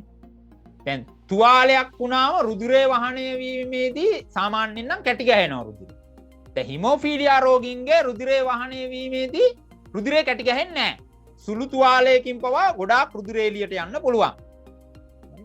දැන් මේකේ ගැහණුන්ට ලෙඩේ හැදෙන්නේ නැති වුණාට ගැහණු වාහකයෝ වෙන්න පුළුවන්. ගැහණු වාහකයෝ වෙන්න පුළුවන්. හරි? පිරිමින්ට විතරයි හැදෙන්නේ, ගැහණුන් වාහකයෝ වෙනවා. ලිංග ප්‍රතිබද්ධ නිලීන ජානයක් නිසා තමයි ඇති වෙන්නේ. රෝග ලක්ෂණය තමයි රුධිර වහනයකදී රුධිරේ කැටි ගැසීම ප්‍රමාද වෙනවා. හරි. දැන් අපි මොකද්ද ප්‍රශ්නේ අහන්නේ? දැන් හිමෝෆීලියාව කියන එක බහුලව ඇති වෙන්න පුළුවන් ලේ නායන් අතර විවාහය. විශේෂයෙන් නෑනමස්සිනා අතර සිද්ධ වෙන විවාහය. නෑනමස්සිනා අතර සිද්ධ වෙන විවාහයෙන් හිමෝෆීලියා රෝගී දරුවන් බිහි වෙන්න පුළුවන් කියලා කියනවා. මේ බලන්න. හිමෝෆීලියාව ඇතිවන්නේ ලිංග ප්‍රතිබද්ධ නිලීන ජානයක් හේතුවෙන්. අපි ඒක කිව්වනේ. හරි. ලේ නෑයන් අතර විවාහයෙන් එවැනි නිලීන ලක්ෂණ මතුවීමේ වැඩි හැකියාවක් ඇත. වැඩි හැකියාවක් තියෙනවා. ලේ නෑයන් අතර විවාහය සිද්ධ වෙනකොට මේක වැඩියෙන් සිද්ධ වෙන්න පුළුවන්. දැන් මේකට හේතුව තමයි පුතේ දැන් නෑනමස්සිනා බඳිනකොට නෑන වාහකයෙක් වෙන්න පුළුවන්. ඒ කියන්නේ ගැහණු කෙනා වාහකයෙක් වෙනවානේ. එතකොට උපදින පිරිමි දරුවන්ට රෝගය යෑමේ සම්භාවිතාවය වැඩි. මේකත් මතක තියාගන්න. හරි. ඊළඟ ප්‍රශ්නයට යන්න ඉස්සෙල්ලා පැහැදිලි කිරීමක් කරන්න. හරි? අපේ 6 වෙනි පාඩමේ අපි පද්ධති සාකච්ඡා කරනවා 11 ශ්‍රේණියේ. එහිදී පුතේ සමායෝජනය හා සමස්ථිතිය කියලා තමයි අපේ මාතෘකාව යෙදෙන්නේ ඒ පාඩමේ. ඒකේ සමස්ථිතිය කියන වචනේ තේරුම් අරගෙන යන්න. මොකද්ද සමස්ථිතිය කියලා කියන්නේ? ඔයාගේ අභ්‍යන්තර පරිසරය නියතව තබා ගන්න එක. දැන් අභ්‍යන්තර පරිසරය කියලා කියන්නේ ගොඩක් දරුවෝ හිතන් ඉන්නවා ඇඟේ අස්සි පරිසරය කියලා. වැරදි. ඇඟේ අස්සි පරිසරය නෙමෙයි පුතේ. ඔයාගේ සෛල අතර පරිසරය. හරි? මේ බලන්නකො මේ කියන කතාව. අභ්‍යන්තර කායික පරිසරයේ නියතතාව රැක ගැනීම සමස්ථිතියයි. අන්නේ අභ්‍යන්තර පරිසරයේ නියතව තියාගන්න එක තමයි සමස්ථිතිය කියලා කියන්නේ. අභ්‍යන්තර පරිසරය කියලා කියන්නේ දේහ සෛල පරිසරයයි. ඒ කියන්නේ සෛල අතර තියෙන පරිසරයයි. දේහ සෛල අතර පටක තරලය නම් වූ ද්‍රව මාධ්‍යයක් පවතී. මේ සෛල අතර තියෙනවා තරලයක්. ඒ තමයි පටක තරලය. දැන් වෙන විදිහකට කියනවා නම් අභ්‍යන්තර පරිසරය කියලා කියන්නේ පටක තරලය කියලා කියන්නත් පුළුවන්. දැන් පටක තරලය නියතව පවත්වා ගන්න එක තමයි සමස්ථිතිය කියලා කියන්නේ. මොනවාගෙන්ද නියතව තියාගන්නේ? ජලය ගානට තියාගන්න ඕන. අයන වර්ග ටික ගානට තියාගන්න ඕන. උෂ්ණත්වය ගානට තියාගන්න ඕන. ග්ලූකෝස් ටික ගානට තියාගන්න ඕන. ඒවා බැලන්ස් එකේ තියාගන්න ඕන. ඕක තමයි සමස්ථිතිය කියලා කියන්නේ. හරි? එහෙනම් සරලව තේරුම් ගන්න සමස්ථිතිය කියලා කියන්නේ ඔයාගේ අභ්‍යන්තර පරිසරය. අභ්‍යන්තර කායික පරිසරය නියතව තබා ගැනීම. අභ්‍යන්තර පරිසරය කියලා කියන්නේ සෛල අතර පරිසරය. දැන් ඔයාට ඉගෙන ගන්න තියෙනවා නියතව තබා ගන්න ඒවා තුනක්. එකක් උෂ්ණත්වය, අනිත් එක ජලය, අනිත් එක ග්ලූකෝස්. නේ? ග්ලූකෝස්. ඔන්න ඔය තුන කොහොමද නියත කරගන්නේ කියන එක ඔයා ඉගෙන ගන්න ඕන. ඔයා ඉගෙන ගන්න ඕන. හරි. ඊළඟට දැන් ග්ලූකෝස් සාමාන්‍යයෙන් ඔයාගේ දේහයේ ග්ලූකෝස් තියෙන්න ඕන පුතේ. රුධිරයේ ග්ලූකෝස් තියෙන්න ඕන ඝන සෙන්ටිමීටර් 100ක ග්ලූකෝස් මිලිග්‍රෑම් 80ත් 120ත් අතර. 100කට මිලිග්‍රෑම් 80ත් 120ත් අතර ප්‍රමාණයක් තියෙන්න ඕනේ. ඒක තමයි නිරෝගී තත්ත්වය. ඕක අඩු වුණොත් අන්න සීනි අඩුයි. ඕක වැඩි වුණොත් අන්න සීනි වැඩි කියලා කියනවා. ඉතින් මේක මෙන්න මේ නියත තත්ත්වයේ පවත්වා, ඒ කියන්නේ 80යි 120යි අතර කන්ට්‍රෝල් කරගන්න එකට අපි කියනවා ග්ලූකෝස් සමස්ථිතිය කරනවා කියලා. ඒක කරන්නේ හෝමෝන වලින්. හෝමෝන වලින් තමයි කරන්නේ. හෝමෝන දෙකක් මේකට බලපාන. හෝමෝන දෙකක් මේක කරලා දෙනවා. දැන් බලන්න මේ රූපසටහනට අවධානය යොමු කරන්න. මෙන්න සාමාන්‍ය රුධිරගත ග්ලූකෝස් මට්ටම ඒ කියන්නේ 80යි 120යි තියෙනවා කියලා හිතන්නකෝ. රුධිරයේ ග්ලූකෝස් වැඩි වෙනවා. ඔන්න දැන් මේ කෙනෙක් ඉන්නවා, එයා සීනි වැඩිපුර කෑවා. දැන් ග්ලූකෝස් වැඩි. දැන් මොකද්ද වෙන්නේ? මේ අපේ ආග්න්‍යාශයෙන් පුතේ ශ්‍රාවය වෙනවා හෝමෝනයක්. හරි? හෝමෝනයක් ශ්‍රාවය වෙනවා. හරි? හෝමෝනයක් ශ්‍රාවය වෙනවා. ඒ හෝමෝනේ තමයි ඉන්සියුලින්. හරි? ඔන්න දැන් රුධිරයේ ග්ලූකෝස් මට්ටම වැඩි කියලා හඳුනාගත්තා. ආග්න්‍යාශයෙන් ඉන්සියුලින් හෝමෝනේ ශ්‍රාවය වෙනවා. ඉන්සියුලින් මොකද්ද කරන්නේ දැන්?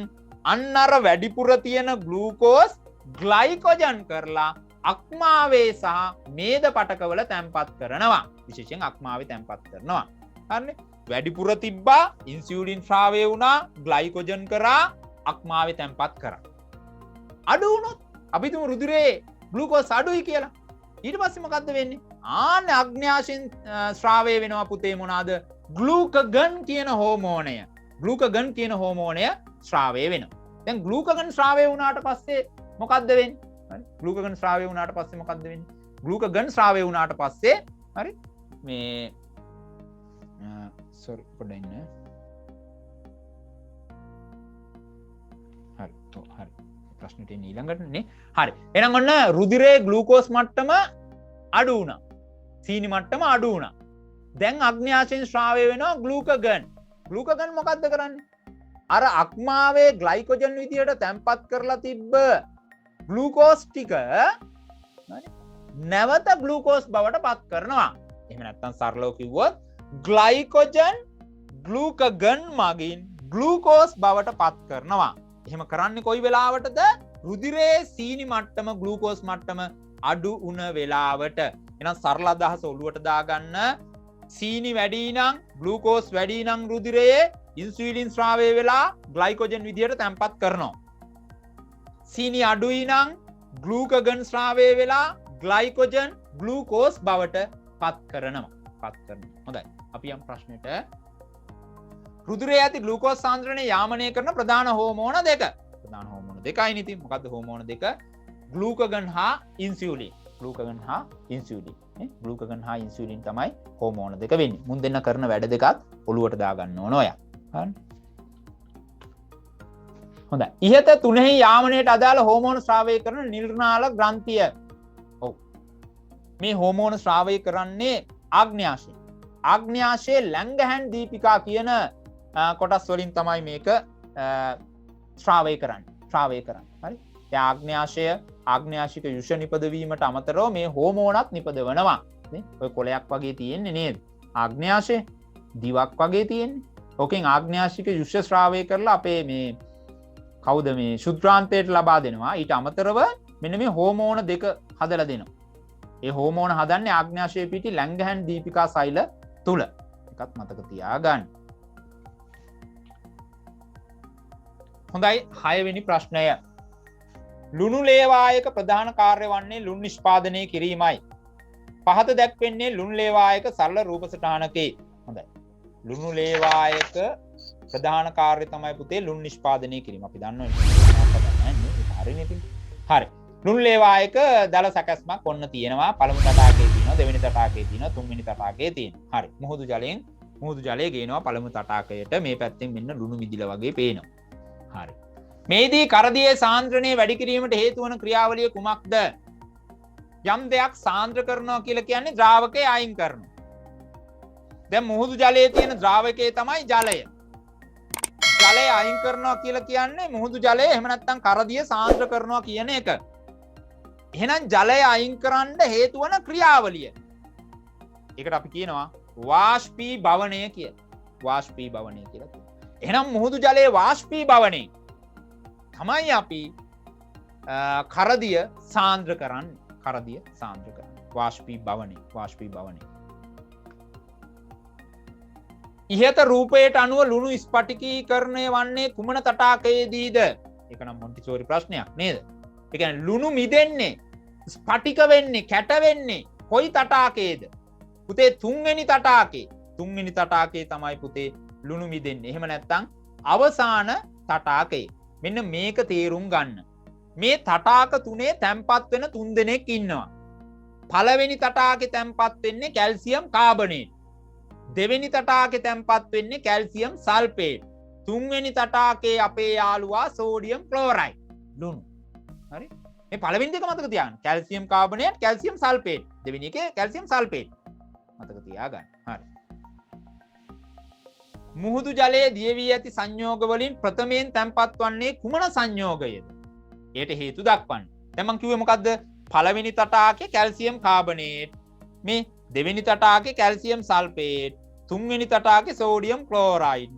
දැන් මුහුදු ජලය පළවෙනි තටාකයට ගෙනෙල්ලා සාන්ද්‍ර කරනකොට ඒකේ තැන්පත් වෙනවා කැල්සියම් කාබනේට්. කැල්සියම් කාබනේට් තැන්පත් වෙනවා. අපෙන් අහනවා මුහුදු ජලයේ දී වී ඇති සංයෝග වලින් ප්‍රථමයෙන් තැන්පත් වන්නේ කුමන සංයෝගයද? Right, calcium carbonate. ඇයි කියලා ඇහුවොත් ඒක දිය වෙන්නේ නැහැ.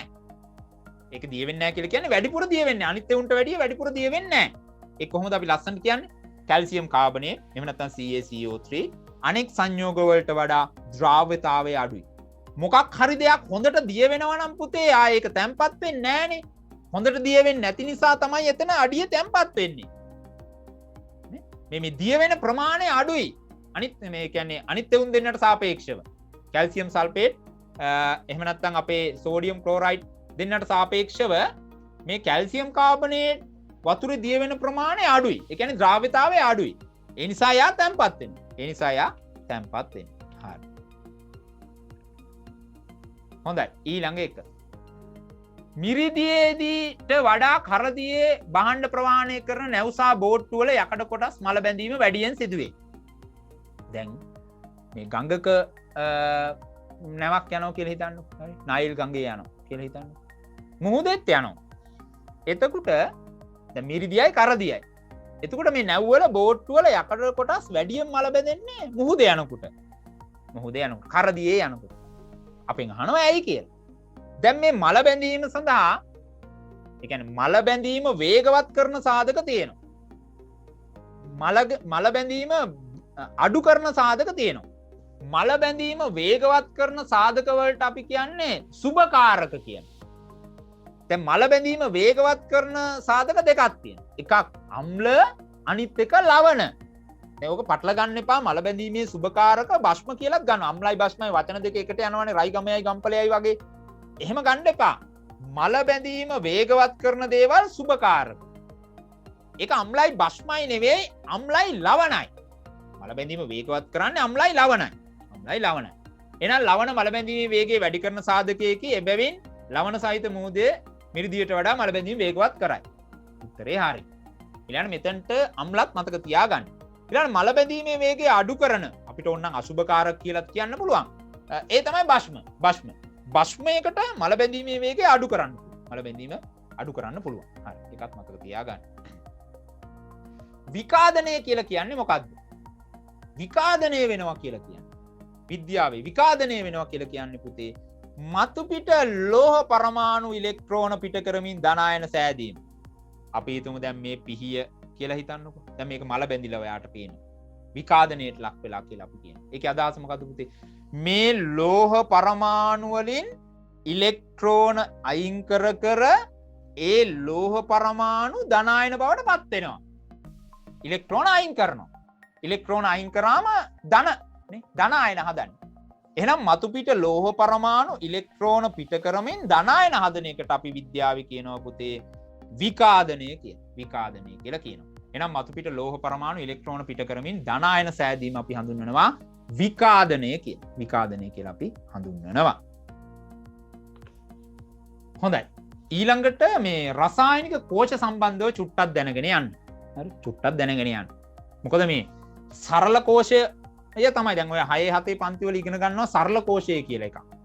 ඇලෙක්සැන්ඩර් වෝල්ටා විසින් නිර්මාණය කරන ලද පළවෙනි කෝෂය සරල කෝෂය. මොන කොහොමද හැදුවේ? තනුක සල්ෆියුරික් අම්ලය ගත්තා. ඒකට කොපර් තහඩුවක් දැම්මා, සින්ක් තහඩුවක් දැම්මා. ওই තහඩු දෙකට වයර් දෙකක් දාලා බල්බයක් පත්තු කරා. ඒ තමයි සරල කෝෂය. සිම්පල් සෙල් එක. ඉතින් ඔකට යා ලොකුවට නිකන් අමුතු වචන දාලා උගන්වනවා 11 පන්තියේ. එහෙනම් දැන් මේ විදිහට ඉගෙන ගමු. මේ බලන්න විද්‍යුත් රසායනික කෝෂය. ඒ කියන්නේ සරල කෝෂය තමයි. මේ බලන්න මොකද්ද විද්‍යුත් රසායනික කෝෂයක් කියන්නේ පුතේ? රසායනික ප්‍රතික්‍රියාවක් ආශ්‍රිතව විද්‍යුත් ධාරාවක් නිපදවන ඇටවුමක්.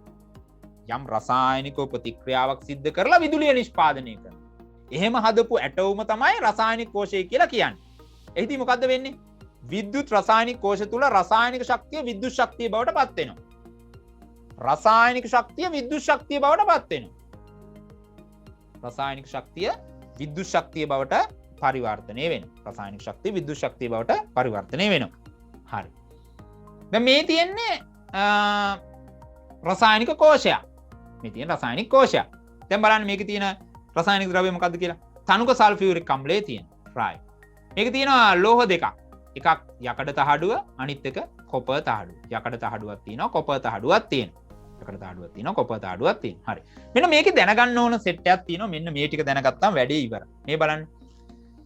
සක්‍රියතා ශ්‍රේණියේ වඩා ඉහළින් පිහිටි ලෝහය ඇනෝඩේ ලෙස ක්‍රියා කරන අතර. පුතේ සක්‍රියතා ශ්‍රේණිය මතකයිනේ ඔයාට නේ? මේ ලෝහ ටික අරගෙන ඒගොල්ලන්ගේ ප්‍රතික්‍රියාශීලීත්වයේ වැඩි එකේ ඉඳලා අඩු එකට පෙළ ගස්සනවා. එතකොට අපි කියනවා අන්න සක්‍රියතා ශ්‍රේණිය කියලා. දැන් මේ තියෙන සක්‍රියතා ශ්‍රේණිය නේ? මේ තියෙන සක්‍රියතා ශ්‍රේණිය. ඉතින් අපේ රසායනික කෝෂවලදී මොකද්ද මේ කියන්නේ? සක්‍රියතා ශ්‍රේණිය වඩා ඉහළින් පිහිටි ලෝහය ඇනෝඩේ ලෙස ක්‍රියා කරන අතර. දැන් මේ සන්නායක දෙකට අපි නම් දෙකක් දානවා. ඇනෝඩයයි කැතෝඩයයි. කවුද ඇනෝඩේ වෙන්නේ? කවුද කැතෝඩේ වෙන්නේ කියලා තීරණය කරන්න පුතේ මේ දෙන්නට සාපේක්ෂව කවුද සක්‍රියතා ශ්‍රේණියේ උඩින් ඉන්නේ කියන එකෙන්. හරි? දැන් උදාහරණ මෙතන ගන්නකො. දැන් මෙතන යකඩයි කොපර් තියෙනවා. යකඩයි තඹයි තියෙනවා. දැන් යකඩ ඉන්නේ මේ උඩ සක්‍රියතා ශ්‍රේණියේ. කොපර් ඉන්නේ පහළ. එහෙනම් ඇනෝඩේ වෙන්නේ කවුද පුතේ? ඇනෝඩේ වෙන්නේ යකඩ. නේ? යකඩ තමයි ඇනෝඩේ වෙන්නේ. සක්‍රියතාවෙන් වැඩි කෙනා. හරි. එයා ඇනෝඩේ ලෙස ක්‍රියා කරන අතර සක්‍රියතා ශ්‍රේණියේ පහළින් ඇති ලෝහය කැතෝඩේ ලෙස ක්‍රියා කරයි. හරි. ඊළඟට මොකද්ද කියන්නේ? ඇනෝඩේ අසල ඔක්සිකරණයක් සිදුවන අතර අර සක්‍රියතාවෙන් වැඩි එකා ගාව එහෙම නැත්නම් ඇනෝඩේ ගාව ඔක්සිකරණයක් සිද්ධ වෙනවා. ඒ කියන්නේ මේ ඉලෙක්ට්‍රෝන පිට කිරීමක් සිද්ධ වෙනවා එතන. හරි ඉලෙක්ට්‍රෝන පිට කිරීමක් සිද්ධ වෙනවා මෙන්න මේ ඇනෝඩේ අසල. මෙතන නම් යකඩ තහඩුව අසල. කැතෝඩේ අසල ඔක්සිහරණයක්. ඉලෙක්ට්‍රෝන එකතු කර ගැනීමක් සිද්ධ කර ගන්න. කැතෝඩේ අසල. කැතෝඩේ අසල. හරි මෙතන නම් කොපර් තහඩුව අසල. හරි. ඇනෝඩේ කෝෂයේ ඍණාග්‍රය. දැන් මේක කෝෂයක්නේ. දැන් මේක කෝෂයක්. රසායනික කෝෂයක්. කෝෂයකට ධන හා ඍණ කියලා අග්‍ර දෙකක් තියෙනවා. ඇනෝඩේ තමයි ඍණාග්‍රය. ඇනෝඩේ තමයි ඍණාග්‍රය. අයි ඉලෙක්ට්‍රෝන පිට කරනවානේ. නිකන් එහෙමත් මතක තියාගන්න පුළුවන්. ඇනෝඩේ තමයි පුතේ ඍණාග්‍රය වෙන්නේ. කැතෝඩේ මොකද්ද වෙන්නේ? කැතෝඩේ ධනාග්‍රය වෙනවා. කැතෝඩේ ධනාග්‍රය වෙනවා. එහෙනම් ඔන්න ඔය කරුණු ටික ඔළුවේ තියාගෙන තමයි අපි ඊළඟ ප්‍රශ්නෙට යන්නේ. තඹ හා යකඩ යොදාගෙන විද්‍යුත් රසායනික කෝෂයක් නිර්මාණය කළ විට එහි ඇනෝඩය අසල සිදුවන අයනික ප්‍රතික්‍රියාව ලියන්න. හොඳයි. ඇනෝඩය කියලා කියන්නේ යකඩයි කොපර් වලින් යකඩ. එතන ඔක්සිකරණයක් සිද්ධ වෙන්නේ. ඒ කියන්නේ ඉලෙක්ට්‍රෝන පිට කිරීමක් සිද්ධ වෙන්නේ. එහෙනම් කොහොමද ඉලෙක්ට්‍රෝන පිට කරන්නේ? මෙන්න යකඩ. යකඩ පරමාණු. මෙන්න ඉලෙක්ට්‍රෝන දෙකක් පිට කරනවා. Fe දෙකයි ධන ආයන හදනවා. Fe දෙකයි ධන ආයන හදනවා. මේ තමයි ඇනෝඩ ප්‍රතික්‍රියාව. ඕනනම් කැතෝඩ ප්‍රතික්‍රියාවත් නිකන් මතක තියාගන්න. මේ තියෙන කැතෝඩ ප්‍රතික්‍රියාව. නේ? හයිඩ්‍රජන් ධන ආයන ඉලෙක්ට්‍රෝන දෙකක් එකතු කරගෙන හයිඩ්‍රජන් වායුව බවට පත් වෙනවා. හරි? ඔක්සිහරණයක් එතන. මෙතන ඔක්සිකරණයක්. එහෙනම් මෙතන පිළිතුර එන්න ඕන Fe මේ භෞතික අවස්ථාව දීලා තියෙනවා solid කියන එකනේ S අකුරෙන්. ඒ කියන්නේ ඝන. Fe දෙකයි ධන. ඒ කියන්නේ AQ ඒ කියන්නේ ජලීය අවස්ථාව පුතේ. මේ ජලීය අවස්ථාව ඇක්වස් කියන එක ඉලෙක්ට්‍රෝන දෙකක් එකතු කර ගන්නවා. හරි. එහෙනම් මේ තමයි ඇනෝඩ ප්‍රතික්‍රියාව මේ කෝෂයේ. හොඳයි. ඒකේ C කොටස X නම් මූලද්‍රව්‍යයේ ප්‍රෝටෝන 20ක් අඩංගු වේ. X කියලා මූලද්‍රව්‍යයක් තියනවලු එයාගේ ප්‍රෝටෝන 20ක් තියෙනවා. ප්‍රෝටෝන 20ක් තියෙනවා කියලා කියනවා. හරි. X මූලද්‍රව්‍ය උදාසීන අවස්ථාවේ ඒ සතු ඉලෙක්ට්‍රෝන සංඛ්‍යාව කීයද? මෙන්න මේක තේරුම් ගන්න එපයි ඔයා. උදාසීන මූලද්‍රව්‍ය පරමාණුවක ප්‍රෝටෝන ගණන ඉලෙක්ට්‍රෝන ගණනට සමානයි. සමානයි. හරි. උදාසීන පරමාණුවක P සමානයි ඊට. ප්‍රෝටෝන ගාන ඉලෙක්ට්‍රෝන ගානට සමානයි. එහෙනම් ප්‍රෝටෝන 20යි. ඉලෙක්ට්‍රෝන 20යි. ඉලෙක්ට්‍රෝන 20යි. පුතේ X ඉලෙක්ට්‍රෝනික වින්‍යාසය ලියන්න. X ට ඉලෙක්ට්‍රෝන 20ක් තියෙනවා නම් ඒ ඉලෙක්ට්‍රෝන 20 කවච වලට කොහොමද පිරෙන්නේ? 2යි 8 8 ගානේ පුරවගෙන යනවා. එහෙනම් කොහොමද 20 හදන්නේ? පළවෙනි කවචයේ 2යි, ඊළඟ කවචයේ 8යි, 8යි 2යි 10යි. තව 10ක් දාන්න ඕන. ඊළඟ කවචයට 8ක් දානවා. එතකොට 18යි, තව දෙකක් දානවා 2යි. 2යි 8යි 8යි 2. මේ තමයි ඉලෙක්ට්‍රෝන වින්‍යාසය Xගේ. හොඳයි ඊළඟ. X ආවර්තිතාවගුවේ පිහිටන කාණ්ඩ අංකය හා ආවර්ත අංකය පිළිවෙලින් ලියා දක්වන්න. මෙන්න මේ පද දෙක විභාගයට මතක තියාගෙන යන්න පේපර් එකේ කොතන හරි ඔය ඕකෙන් ප්‍රශ්නයක් අහනවා. මොකද්ද? අවසාන කවචයේ ඉලෙක්ට්‍රෝන ගණන කාණ්ඩ අංකය වේ. අවසාන කවචයේ අවසාන ශක්ති මට්ටමේ තියෙන ඉලෙක්ට්‍රෝන ගන්න තමයි කාණ්ඩ අංකය. කීවෙනි කාණ්ඩයේද කියලා හොයාගන්නේ අවසාන කවචයේ තියෙන ඉලෙක්ට්‍රෝන ගණනේ. ඊළඟට දෙවෙනි පදේ. කවච ගණන ආවර්ත අංකයට සමාන වේ. ශක්ති මට්ටම් කීයක් තියෙනවද? කවච කීයක් තියෙනවද? ඒ තමයි ආවර්ත අංකය. ඒ තමයි ආවර්ත අංකය. එහෙනම් දැන් එන්න ඉලෙක්ට්‍රෝන වින්‍යාසයේ ලියලා තියෙනවා. අවසාන කවචයේ ඉලෙක්ට්‍රෝන 2යි. අවසාන කවචයේ ඉලෙක්ට්‍රෝන ගන්න කාණ්ඩ අංකය වේ. එහෙනම් මේ කීවෙනි කාණ්ඩයේද? දෙවෙනි කාණ්ඩය. කවච කීයක් තියෙනවද? ශක්ති මට්ටම් කීයක් තියෙනවද? ඒ තමයි ආවර්ත අංකය. 1යි 2යි 3යි 4යි. එහෙනම් හතරවෙනි ආවර්තයේ දෙවෙනි කාණ්ඩේ දෙවෙනි කාණ්ඩේ හතරවෙනි ආවර්තයේ දෙවෙනි කාණ්ඩේ තමයි මෙයා ඉන්නේ. මෙයා ඉන්නේ. ඇත්තට මේ කවුද මේ? මේ කැල්සියම්. කැල්සියම් නේ. 20 කියන්නේ කැල්සියම් නේ. හරි.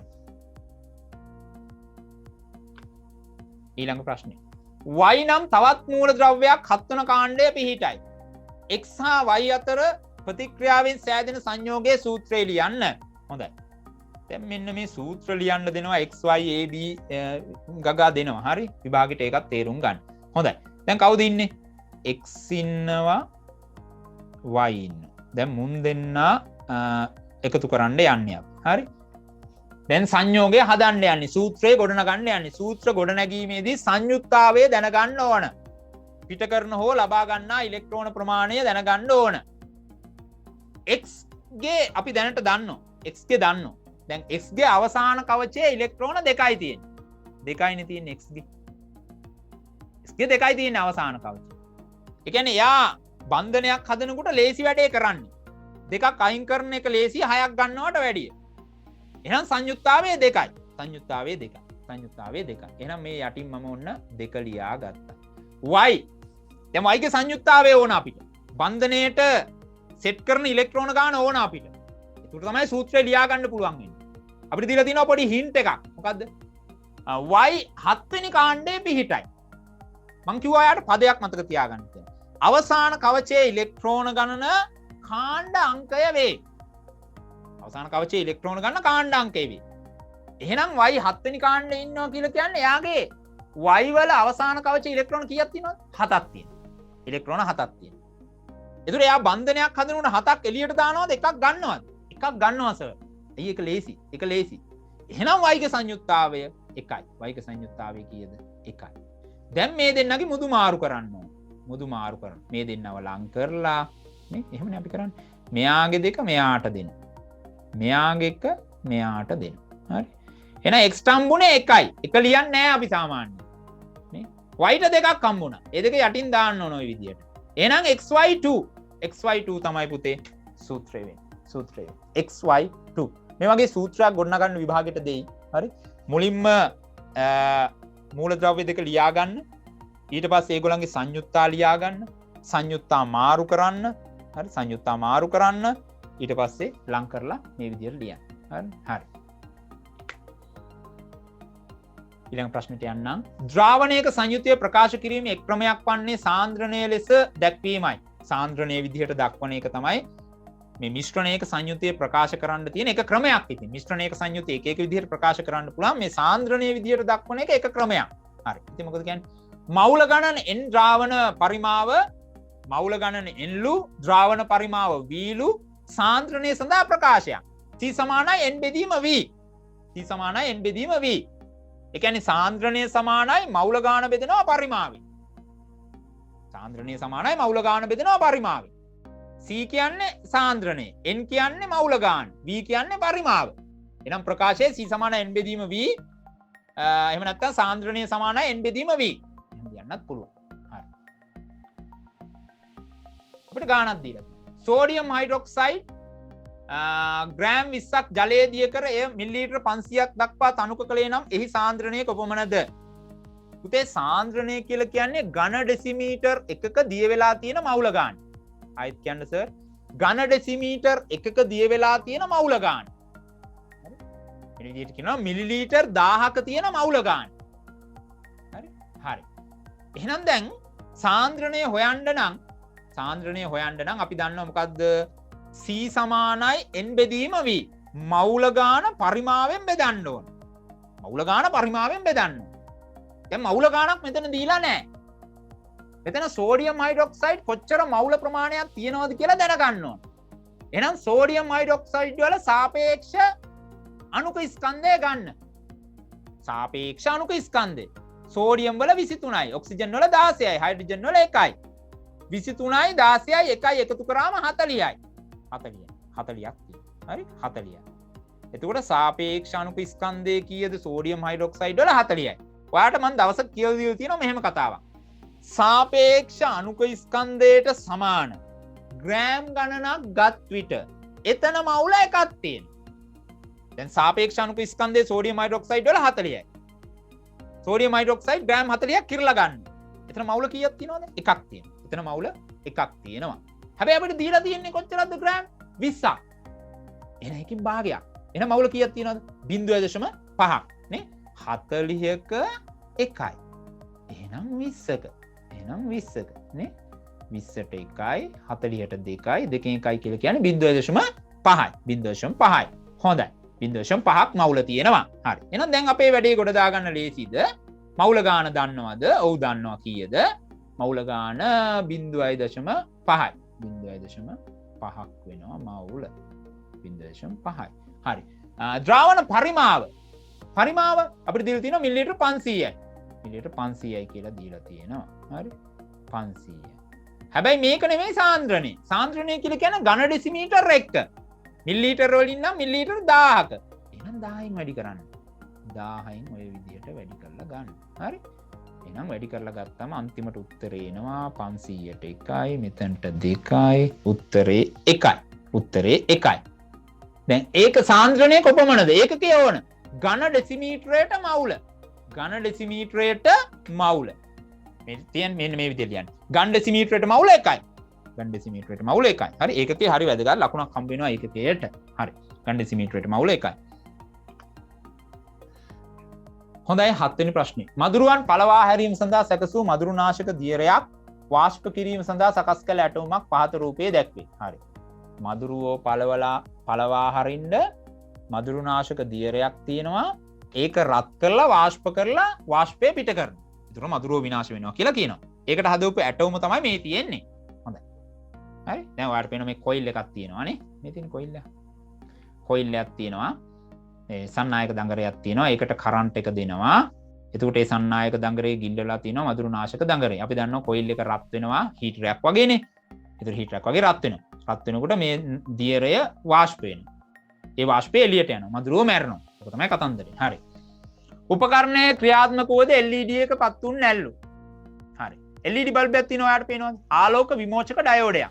light emitting diode. බල්බ් එකක් නෙවෙයි. මේක ඩයෝඩ් එකක්. මේ තියෙන්නේ ආලෝක විමෝචක ඩයෝඩයේ සංකේතය. හරි.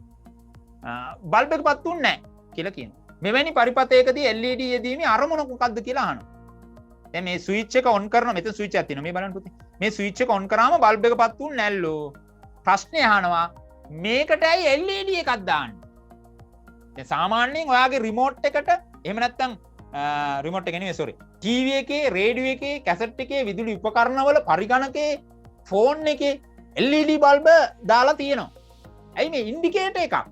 එයා තමයි දර්ශකයක්. ඒකෙන් තමයි අපි මේක වැඩ කරනවද නැද්ද කියලා බලාගන්නේ. ටීවී එක ඔන් එකේද ඕෆ් එකේද කියලා අපි බලන්නේ ඒකෙන්. එහෙනම් පුතේ උපකරණය ක්‍රියාත්මක වන්නේ දැයි නිරීක්ෂණය කිරීම. උපකරණය වැඩ කරනවද නැද්ද කියලා බලන්න තමයි LED එකක් දාන්නේ. LED එකක් දාන්නේ. හරි. ඒක තමයි ඒකට හේතුව වෙන්නේ. ඊළඟ එක. LED එක කිව්වනේ ස්විච් එක ඔන් කරාම පත්තුන්නේ නැහැ කියලා. LED දැල්වීමට නම් පරිපථයේ සිදු කළ යුතු වෙනස්කමක් ලියන්න. පරිපථයේ කරන්න ඕන වෙනස්කමක්. දැන් මෙන්න LED එක. මේ තියෙන LED එකේ සංකේතය. මේ තියෙන ඇත්ත පෙන්වීම. හරි. මේකේ තියෙනවා අග්‍ර දෙකක් ධනයි ඍණයි. මේක ඩයෝඩයක්. හරි. ධනයි ඍණයි. දිගාග්‍රය ධන, කෙටි අග්‍රය ඍණ. සංකේතයට ගියොත් එහෙම පුතේ මෙන්න මේ ඊතලේ මේ අපේ මොකද්ද මේ ත්‍රිකෝණයක් තියෙන ත්‍රිකෝණයේ තුඩ තියෙන පැත්ත ඍණට සම්බන්ධ වෙන්න. ඍණට සම්බන්ධ වෙන්න. හරි. ඒක කැතෝඩය මේක ඇනෝඩය. හරි. එහෙනම් ඊතලයේ තුඩ පැත්ත ඍණට සම්බන්ධ වෙන්න ඕනේ. දැන් අපේ ඒකේ බලමු. ඊතලයේ තුඩ පැත්ත රයිට් මේ පැත්තනේ. කොහොම යන් කොහොම බලන්න. ඕන්න ගියාම ඒක ධනට සම්බන්ධ වෙනවා. ඊතලයේ මේ පැත්ත ධනට සම්බන්ධ වෙන්න බෑ. ඊතලේ නේ සෝරි මේ ත්‍රිකෝණයේ ලොකු පැත්ත. ඕන්න ඒක ගිහලා ඒක ඍණට සම්බන්ධ වෙනවා. මොකද්ද මේ වෙලා තියෙන්නේ? LED එකේ පැත්ත මාරු වෙලා. අග්‍ර මාරු වෙලා. එහෙනම් අපි මේක අනිත් පැත්ත ගහමු. LED එකේ අග්‍ර මාරු කරමු. LED අග්‍ර මාරු කර සවි කරාම බල්බ් එක පත් වෙයි. බල්බ් එක පත් වෙයි. හරි. එහෙනම් LED එක ධන ඍණ තේරුම් ගන්න ඔයාලට පුළුවන් වෙන්න ඕනේ. මේ ත්‍රිකෝණයේ තුඩ පැත්ත ඍණ. ත්‍රිකෝණයේ අනිත් පැත්ත ධන. හරි. අත තියාගන්න. ඒක මේ වගේ ප්‍රශ්නකදී වැදගත් වෙයි. LED ඉදිරි නැඹුරු අවස්ථාවේදී ප්‍රතිරෝධය 36යි නම් PQ හා LED අතර සමක ප්‍රතිරෝධය සොයන්න. නියම ප්‍රශ්නයක් පුතේ මේ ප්‍රශ්නේ. හරි අහන්නකෝ. දැන් මොකද්ද සමක ප්‍රතිරෝධය කියලා කියන්නේ? ප්‍රතිරෝධ ජාලයක යෙදෙන ප්‍රතිරෝධයේ අගය තනි ප්‍රතිරෝධකයකින් දෙනවා. සරලව කිව්වොත් ප්‍රතිරෝධක 3-4ක් වෙනුවට තනි ප්‍රතිරෝධකයක් දානවා. හරි. ප්‍රතිරෝධක කීපයක් වෙනුවට තනි ප්‍රතිරෝධකයකින් බලයක් දෙනවා. තනි ප්‍රතිරෝධකයකින් දෙනවා. දැන් අපි හිතමු දැන් මෙතන ප්‍රතිරෝධක 3ක් තියෙනවා. මේ තියෙන්නේ එකක් තමයි මේ කොයිල් එකේ ප්‍රතිරෝධය 4යි ඕම්. ඊට පස්සේ මෙතන Q කියලා 2යි ඕම් තියෙනවා. LED එකේ ප්‍රතිරෝධයක් තියෙනවා 36යි ඕම් කියලා තියෙනවා. ප්‍රතිරෝධක 3ක්. අපෙන් අහන්නේ ඔය තුනම අයින් කරලා ඔය ප්‍රතිරෝධක තුනම අයින් කරලා යොදන්න පුළුවන් තනි ප්‍රතිරෝධකයේ බලය තමයි අපෙන් අහන්නේ. හරිද? සමක ප්‍රතිරෝධය. පුතේ මේ සමක ප්‍රතිරෝධයේදී හොයනකොට අපි බලන්න ඕන ප්‍රතිරෝධක සම්බන්ධ කරලා තියෙන ආකාර මොනවාද කියලා. ඒ අනුව සමක ප්‍රතිරෝධය වෙනස් වෙනවා. ප්‍රතිරෝධක සම්බන්ධ කරන්න පුළුවන් ආකාර දෙකක් තියෙනවා. එකක් ශ්‍රේණිගතව අනිත් එක සමාන්තරගතව. සමාන්තරගතව පුළුවන් ශ්‍රේණිගතව පුළුවන්. හරි. දැන් මේකේ තියෙන ප්‍රතිරෝධක තුන මං වෙන් කරලා අඳින්නද? වෙන් කරලා අඳින්න. හරි. ඔන්න දැන් මෙතන අපේ තියෙනවා කොයිල් එකක් තියෙනවා. P තියෙනවානේ. P තියෙනවා. P කියන කොයිල් එක ඒකේ ප්‍රතිරෝධය 4යි. හරි? හරි. අපි ඒක අඳිමුකෝ. කොහොමද අපි ඒක අඳින්නේ? මෙහෙම අඳින්න.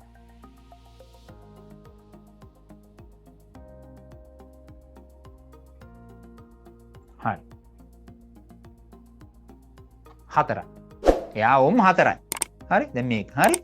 දැන් ඒක ගිහිල්ලා ඒක සෙට් වෙලා තියෙන්නේ මේ බලන්නකෝ. ඒක සෙට් වෙලා තියෙන්නේ මේ අපේ කවුද අපේ මේ බල්බ් එකට කොහොමද කියලා. මේක මෙතනින් මෙහෙම සෙට් වෙලා. ඒ කියන්නේ බල්බ් එකට මේ විදිහට නේ සෙට් වෙලා තියෙන්නේ.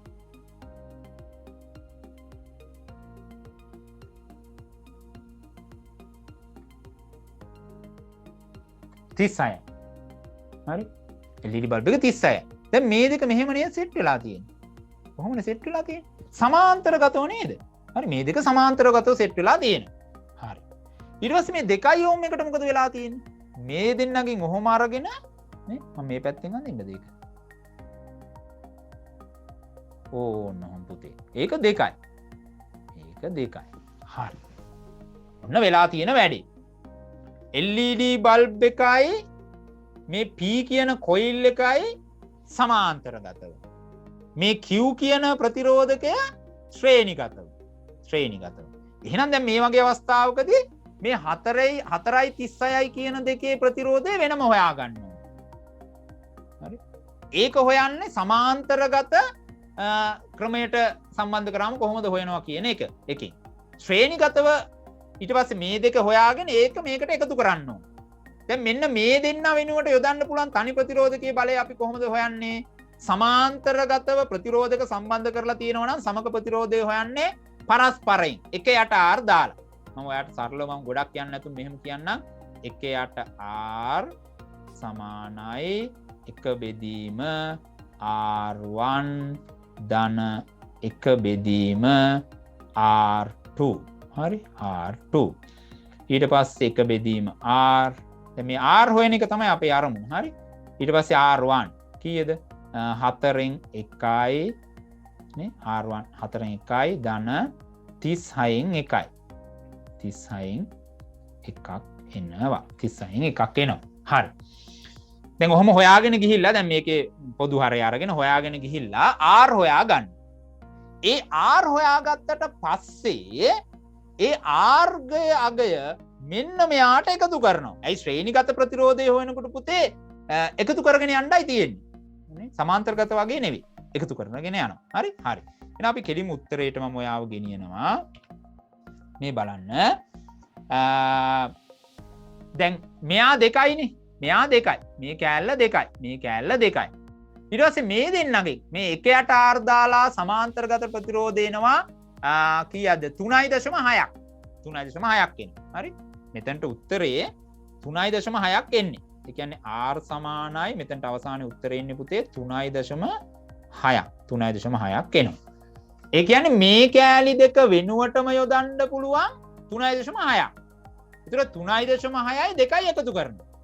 එහෙනම් 3.6යි 2යි එකතු කරාම 5.6ක් එනවා. 5.6ක් එනවා. හරි?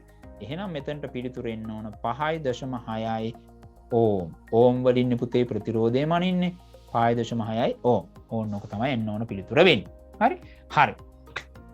5.6ක් ඕම් වෙනවා එතනට පිළිතුර විදිහට. හරි. ඊළඟ එක. පද්ධතිය ක්‍රියාත්මක වීමේදී පරිපතේ ගලා යන මුළු විද්‍යුත් ධාරාව කොපමණද? දැන් ධාරාව අහන්නේ. මේ පද්ධතිය ක්‍රියාත්මක වෙනකොට ගලන මුළු විද්‍යුත් ධාරාව අපෙන් ප්‍රශ්න කරනවා. ඉතින් දන්නවා මේ ධාරාව සම්බන්ධව විභවාන්තරය සම්බන්ධව ප්‍රතිරෝධය සම්බන්ධව හොයන්න කිව්වොත් ඕම්ව මතක් වෙන්න ඕන. V සමානයි I R නේ ඕම් නියමයි. ඕම් නියමයි. හරි. දැන් ධාරාව හොයන්න තියෙන්නේ පුතේ ධාරාව කියන්නේ I. එහෙනම් I යුක්ත කරගන්න. I යුක්ත කරගන්නවා. R ට කියනවා ඉරෙන් යටට යන්න කියනවා. V තියෙනවා ඉරෙන් උඩ. හරි. දැන් ආදේශ කරනවා. I සමානයි V කීයද? මේ වෝල්ටීයතාවය 6යිනේ පුතේ 6 දීලා තියෙනවා. R කීයද? 5 දශම කීයද ආවේ? මතක නැහැ. 5.6යි. 5.6යි. 5.6ක් එන. හරි. 5.6ක් එන. කොහොම නෙන්නේ? හරි. V වෝල්ටීයතාවය නේ R විභව අන්තරය R කියන්නේ ප්‍රතිරෝධය නේ. එහෙනම් 6 බෙදීම 5.6 උත්තරේ එකක් එනවා. ආසන්න වශයෙන් එකක් කියලා ගන්න පුළුවන්. එකක් කියලා ගන්න පුළුවන්. එක දශම ගාණක් එනවා. හරි. එකක් කියලා ගන්න එකක් එනවා. ඒකකයේ වැදගත් මොකද්ද? අයිනේ අහන්නේ. එහෙනම් එන්නේ ඇම්පියර් වලින්. ඇම්පියර් 1යි. ඇම්පියර් 1යි. හරි. ඇම්පියර් 1යි. ඇම්පියර් 1ක් විදිහට තමයි පිළිතුර එන්නේ. right. වීදුරු ද්‍රව උෂ්ණත්ව මානයක් සෑදීම සඳහා සුදුසු උෂ්ණත්ව මිතික ද්‍රවයක් නම් කරන්න. අපි දන්නවා මේ උෂ්ණත්ව මාන සකස් කර ගැනීම සඳහා ද්‍රව භාවිතා කරනවා. එහෙම පාවිච්චි කරන්න පුළුවන් ද්‍රව දෙකක් තියෙනවා. එකක් මධ්‍යසාර අනිත් එක රසදිය. රසදිය නිකන් ඇලුමිනියම් වගේ පාටක් තියෙන්නේ. දුඹුරු පාටක් වගේ පාටක් රිදී පාටක් තියෙන්නේ. ඒ කියන්නේ පාරාන්දයි ඒක නම් කෙලින්ම ගන්න පුළුවන්. sorry. හැබැයි මධ්‍යසාර පාටක් නෑ අවර්ණයි. එහෙනම් සර් මේ රතු පාට තියෙන්නේ. ඒ වර්ණ ගන්නවලා තියෙන්නේ. වර්ණ ගන්නවලා තියෙන්නේ. එහෙනම් රසදිය හෝ මධ්‍යසාර අපේ වැඩේට පාවිච්චි කරන්න පුළුවන්. උෂ්ණත්වය ඉහළ යාමේදී උෂ්ණත්වමාන ද්‍රව මට්ටම ක්‍රමයෙන් ඉහළ යාමට හේතුව කුමක්ද? දැන් මේ ද්‍රව උෂ්ණත්වමාන වැඩ කරන මූල ධර්මයක් තියෙනවානේ. ඒ මූල ධර්මය තමයි පුතේ ප්‍රසාරණය. ප්‍රසාරණය සහ සංකෝචනය. ප්‍රසාරණය කියලා කියන්නේ යම් වස්තුවකට තාපය ලබා දෙනකොට ප්‍රමාණයෙන් විශාල වීම. සංකෝචනය කියලා කියන්නේ යම් වස්තුවකින් තාපය ඉවත් වෙනකොට ප්‍රමාණයෙන් අඩු වීම. ඉතින් ඕක තමයි මෙතෙන්දී වැඩ කරන්නේ. එහෙනම් ලියන්න නෙමෙයි sorry. අහගන්න ප්‍රසාරණය නිසා වැඩි වෙන පරිමාව නලය දිගේ ඉහළ නගී. නේ? ප්‍රසාරණය නිසා වැඩි වෙන පරිමාව නලය දිගේ ඉහළ නගී. තමයි මෙතන සිද්ධ වෙන වැඩි. ප්‍රසාරණය කියන වචනේ තිබ්බනම් උතන්ට හරි. දියරේ වාෂ්ප වීමට පටන් ගත් මොහොතේ සිට උෂ්ණත්වමානයේ පාඨාංක වෙනසක් ඇති නොවේ. ඒට හේතුව පැහැදිලි කරන්න.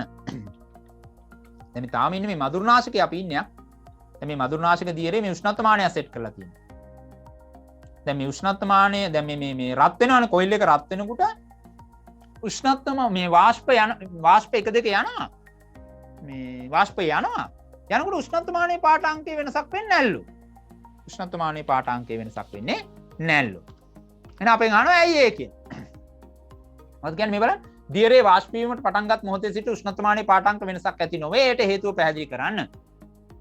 ඒට හේතුව මෙච්චරයි පුතේ. දැන් අවස්ථා විපර්යාසයක් සිද්ධ වෙනකොට මේක හොඳට තේරුම් ගන්න. අවස්ථා විපර්යාසයක් සිද්ධ වෙනකොට තාපය සැපයුවත් උෂ්ණත්වමානයේ පාඨාංකය වෙනසක් වෙන්නේ නැහැ. දැන් අවස්ථා විපර්යාස කියන්නේ මොකද්ද? ඝනයක් ද්‍රවයක් වෙනවා, ද්‍රවයක් වායුවක් වෙනවා, වායුවක් ද්‍රවයක් වෙනවා, ද්‍රවයක් ඝනයක් වෙනවා. ඔය වගේ මොකක් හරි අවස්ථා විපර්යාසයකදී තාපය සැපයුවාට උෂ්ණත්ව විපර්යාසයක් සිද්ධ වෙන්නේ නැහැ. ඒ කියන්නේ ලබා දෙන තාපය උෂ්ණත්වමානයේ පාඨාංකය ඉහළ නංවන්න දායක වෙන්නේ නැහැ. ඒ තාපය ටික කවුරු හරි හංග ගන්නවා වගේ. ඇත්තට මේ තාපය යොදාගන්නේ පුතේ ඒ තාපයේදී යොදාගන්නේ ඒ තාපය කියන්නේ ශක්තියන්නේ. ඒ ශක්තිය යොදාගන්නේ අවස්ථා විපර්යාසයේ. අවස්ථා විපර්යාසයේ. ඒතර එහිදී උෂ්ණත්වමානයේ පාඨාංකය ඉහළ යන්නේ නැහැ. එහෙනම් මේක গুপ্ত තාපයක්. එහෙනම් මේකට කියනවා වාෂ්පීකරණයේ গুপ্ত තාපය කියලා. දැන් සරල අදහස දැන් මෙන්න වතුර එකක් තියෙනවා. වතුර එක රත් කරනවා. දැන් මේ වතුර එකේ උෂ්ණත්වමානයේ පාඨාංකය වැඩි වේගෙන ඇවිල්ලා 100 දී නවතිනවා. මොකද 100 දී තමයි අවස්ථා විපර්යාසය සිද්ධ වෙන්නේ. මේ ජලයේ තාපාංකය සෙල්සියස් අංශක 100ක් නිසා. එහෙනම් අන්න සෙල්සියස් අංශක 100 දී තාපය සැපයුවත් මේ වතුර ටික සම්පූර්ණයෙන් වායුවක් වෙනකන් මේ උෂ්ණත්වමානයේ පාඨාංකය ඉහළ නංවන්න බෑ. ඉහළ යන්නේ නැහැ. ඒකට අපි කියනවා වාෂ්පීකරණයේ গুপ্ত තාපය කියලා. වාෂ්පීකරණයේ গুপ্ত තාපය කියලා. ඇත්තට මේ තාපය පාවිච්චි කරන්න පුතේ මේ අවස්ථා විපර්යාසය සඳහා. හරි? එතකොට ඒක උෂ්ණත්වමානයේ පාඨාංකය ඉහළ නංවන්න දායක වෙන්නේ නැහැ. මතක තියාගන්න. ඕනෑම අවස්ථා විපර්යාසයකදී මතක තියාගන්න තාපය සැපයුවාට උෂ්ණත්වමානයේ පාඨාංකයේ උෂ්ණත්වය වෙනසක් ඇති වෙන්නේ නැහැ. ඒ විපර්යාසය ඉවර වෙනකන් ඒ ගානටම තියෙනවා. ඒ ගානටම තියෙනවා. right. එහෙනම් එහි තාපාංකයේදී උෂ්ණත්වය වෙනස් නොවමින් ද්‍රවයේ වාෂ්ප වීම. තාපාංකයේදී උෂ්ණත්වය වෙනස් නොකර ගනිමින් වායුවක් බවට පත් වෙනවා. මේ ද්‍රව කඳක් තුලින් ඇති කරන පීඩනයේ ලක්ෂණ. මේ ද්‍රවයක් මගින් පීඩනයක් ඇති කරනවානේ. ඒ පීඩනයේ ලක්ෂණ ටිකක් පොඩ්ඩක් දැනගන්න ඕන ඔයා. එකක් තමයි පුතේ ද්‍රවයක් තුල වූ ලක්ෂයකදී පීඩනය සෑම දිශාවකටම ක්‍රියාත්මක වෙනවා. සර්ව දිශාමුඛයි. දැන් shopping මල්ලක් අරගෙන එහෙම නැත්නම් මේ වගේ එකක් උපකරණයක් අරගෙන හැම පැත්තෙම සිදුරු විදිනවා. ඊට පස්සේ මේ උඩ පිස්ටන් එක තද කරනවා. හැම පැත්තෙම ද්‍රවය එළියට විදිනවා. ඒ කියන්නේ පීඩනය හැම දිශාවකටම ක්‍රියාත්මක වෙනවා. ද්‍රවයක පීඩනය සර්ව දිශාමුඛයි. හැම දිශාවකටම ක්‍රියාත්මක වෙන්න පුළුවන්. ඒක ද්‍රව පීඩනයේ එක ලක්ෂණයක්. ඊළඟ එක ද්‍රව පීඩනය සලකුණු ලබන පුෂ්ඨයට අභිලම්බව ක්‍රියා කරයි. මොකක් හරි පුෂ්ඨයක් යට සලකනවා නම් අභිලම්බව ඍජුව පහළට හරි අභිලම්බව තමයි ක්‍රියාත්මක වෙන්නේ. ඒකත් ද්‍රව පීඩනයේ ලක්ෂණයක් වෙනවා. ඊළඟ එක එකම මට්ටමේදී පීඩනය සමානයි. දැන් බලන්න මේ වතුර බෝතලේ මේ මට්ටමයි මෙතන මට්ටමයි එක සමානයිනේ. එතකොට වතුර එළියට විදින ප්‍රමාණය එක ගානයි. ඒ කියන්නේ එකම තිරස් මට්ටමේ පීඩනය සමානයි. ඒක වෙනස් වෙන්නේ නැහැ. හරි. ද්‍රව පීඩනයේ ද්‍රවයේ ගැඹුර වැඩි වෙන විට වැඩි වේ. මෙන්න මේක තමයි අපේ ප්‍රශ්නෙට ඊළඟට උවමනා වෙන්නේ. පීඩනය ද්‍රව පීඩනය ගැඹුර වැඩිද? ඒ කියන්නේ ද්‍රව කන්දේ උස්ස වැඩිද? එහෙම නැත්නම් ද්‍රවයේ ගැඹුර වැඩිද? පීඩනය වැඩි. පීඩනය වැඩි. හරි. ද්‍රව කන්දේ උස්ස පීඩනය කෙරෙහි බලපානවා. ද්‍රව කන්දේ උස්ස එහෙම නැත්නම් ගැඹුර වැඩි වෙනකොට පීඩනය වැඩි වෙනවා. මතක තියාගන්න. දැන් මේ බලන්න පුතේ මේ බෝතලේ උඩින් මේ ද්‍රව කන්දේ උස මෙච්චරයි. එච්චර උසක් නෑ. පොඩ්ඩයි ඈතට යන්නේ. මේ පහළ උස වැඩි. ඒ නිසා ඈතට යන්න. හරි? එහෙනම් මතක තියාගන්න මේ කතන්දරේ. ඊළඟට මෙන්න මේක හොඳට මතක තියාගන්න. මේ ද්‍රවය තියෙන භාජනයේ හැඩය මත පීඩනය රඳා පවතින්නේ නෑ. හරි? දැන් බලන්න මේ බිඳු බිඳු තියලා තියෙන මේ එකම තිරස් මට්ටමේනේ. මේ හැමතැනම පීඩනය සමානයි. හැබැයි ද්‍රවයේ තියෙන ගැඹුර වෙනස් වෙන්න පුළුවන්. මේ හැඩය වෙනස් වෙන්න පුළුවන්. ගැඹුර නෙමෙයි සෝරි. හැඩය වෙනස් වෙන්න පුළුවන්. හැඩය වෙනස් වුණාට පීඩනය වෙනස් වෙන්නේ නැහැ. පීඩනය වෙනස් වෙන්නේ නැහැ. මතක තියාගන්න. හරි? හැඩය වෙනස් වුණාට පීඩනය වෙනස් වෙන්නේ නැහැ. right. එහෙනම් මොකද්ද කියන්නේ? ඒක එක ප්‍රශ්නයකට උත්තරයක් නිකන් හදාගමු ඕන නම් B ගණකයේ පතුලේ ඇති ලක්ෂයක පීඩනය C ගණකයේ පතුලේ ඇති ලක්ෂයක පීඩනයට වඩා වැඩි මේට හේතුව කුමක්ද? ඒ කියන්නේ B C ට වැඩිය B තියෙන තැන පීඩනය වැඩිලු. ඒකට හේතුව මේ ද්‍රව කන්දේ උස ගැඹුර. ද්‍රවයක ගැඹුර වැඩි වීමත් සමග පීඩනය වැඩි වේ. තමයි ඒකට හේතුව. හරි අනික් කැලේ ටික අතහැරලා දාන්න මේ ප්‍රශ්නේ. හොඳයි. 8 වෙනි ප්‍රශ්නේ. මිනිසා ඒකලිංගික සත්වයෙකි. ඔව්. මානව ප්‍රජනන ක්‍රියාවලිය සම්පූර්ණයෙන්ම හෝමෝන පාලනයක් සහිතය. අපේ ප්‍රජනනය වෙන විදිහකට කියනවා නම් මේ දරුවෙක් ඉපදින එක සම්පූර්ණ හෝමෝන වලින් තමයි කන්ට්‍රෝල් කරන්නේ. නැත්නම් සමස්ත ප්‍රජනන ක්‍රියාවලියම හෝමෝන වලින් තමයි පාලනය වෙන්නේ. හොඳයි. අපේ ප්‍රශ්නය. ඒකලිංගික සත්වයෙක් යන්න පැහැදිලි කරන්න. ඒකලිංගික. එක ලිංගයයි තියෙන්නේ. පුං හා ජායා යන පද්ධති දෙකෙන් එක් පද්ධතියක් පමණක් දරන ජීවීන්. ගැහණු පිරිමි වෙන වෙනම ඉන්නවා. ශාකත් ඉන්නවා. හරි. ශාකත් ඉන්නවා. එහෙම දෙකම එකට තියෙනවා නම් ද්විලිංගික. හරි. දෙක වෙන වෙනම තියෙනවා නම් ඒකලිංගික. දැන් අපි ඒකලිංගිකයෝ. නේ? පුරුෂ ප්‍රජනක පද්ධතිය වෙනම තියෙනවා, ස්ත්‍රී ප්‍රජනක පද්ධතිය වෙනම තියෙනවා. පුං හා ජායා යන පද්ධති දෙකෙන් එක් පද්ධතියක් පමණක් දරන ජීවීන්. දැන් පුෂ්ප ගැන ගත්තොත් එහෙම කවුද අපේ මේ කවුද මෙයා මේ වදමල කියලා කියන්නේ ද්විලිංගික පුෂ්පයක්. නේ? පුං හා ජායා කියන දෙකම තියෙනවා. හැබැයි පොල් මල ගත්තොත් ඒක ඒකලිංගික. පුං පුෂ්ප වෙනම තියෙනවා, ජායා පුෂ්ප වෙනම තියෙනවා. හරි? හරි. ඒ වගේ. හොඳයි. ඊළඟට දැන් මේ අපේ ප්‍රජනනය සම්පූර්ණයෙන් කන්ට්‍රෝල් කරන්නේ හෝමෝන වලින් කියලා කිව්වානේ. නේ?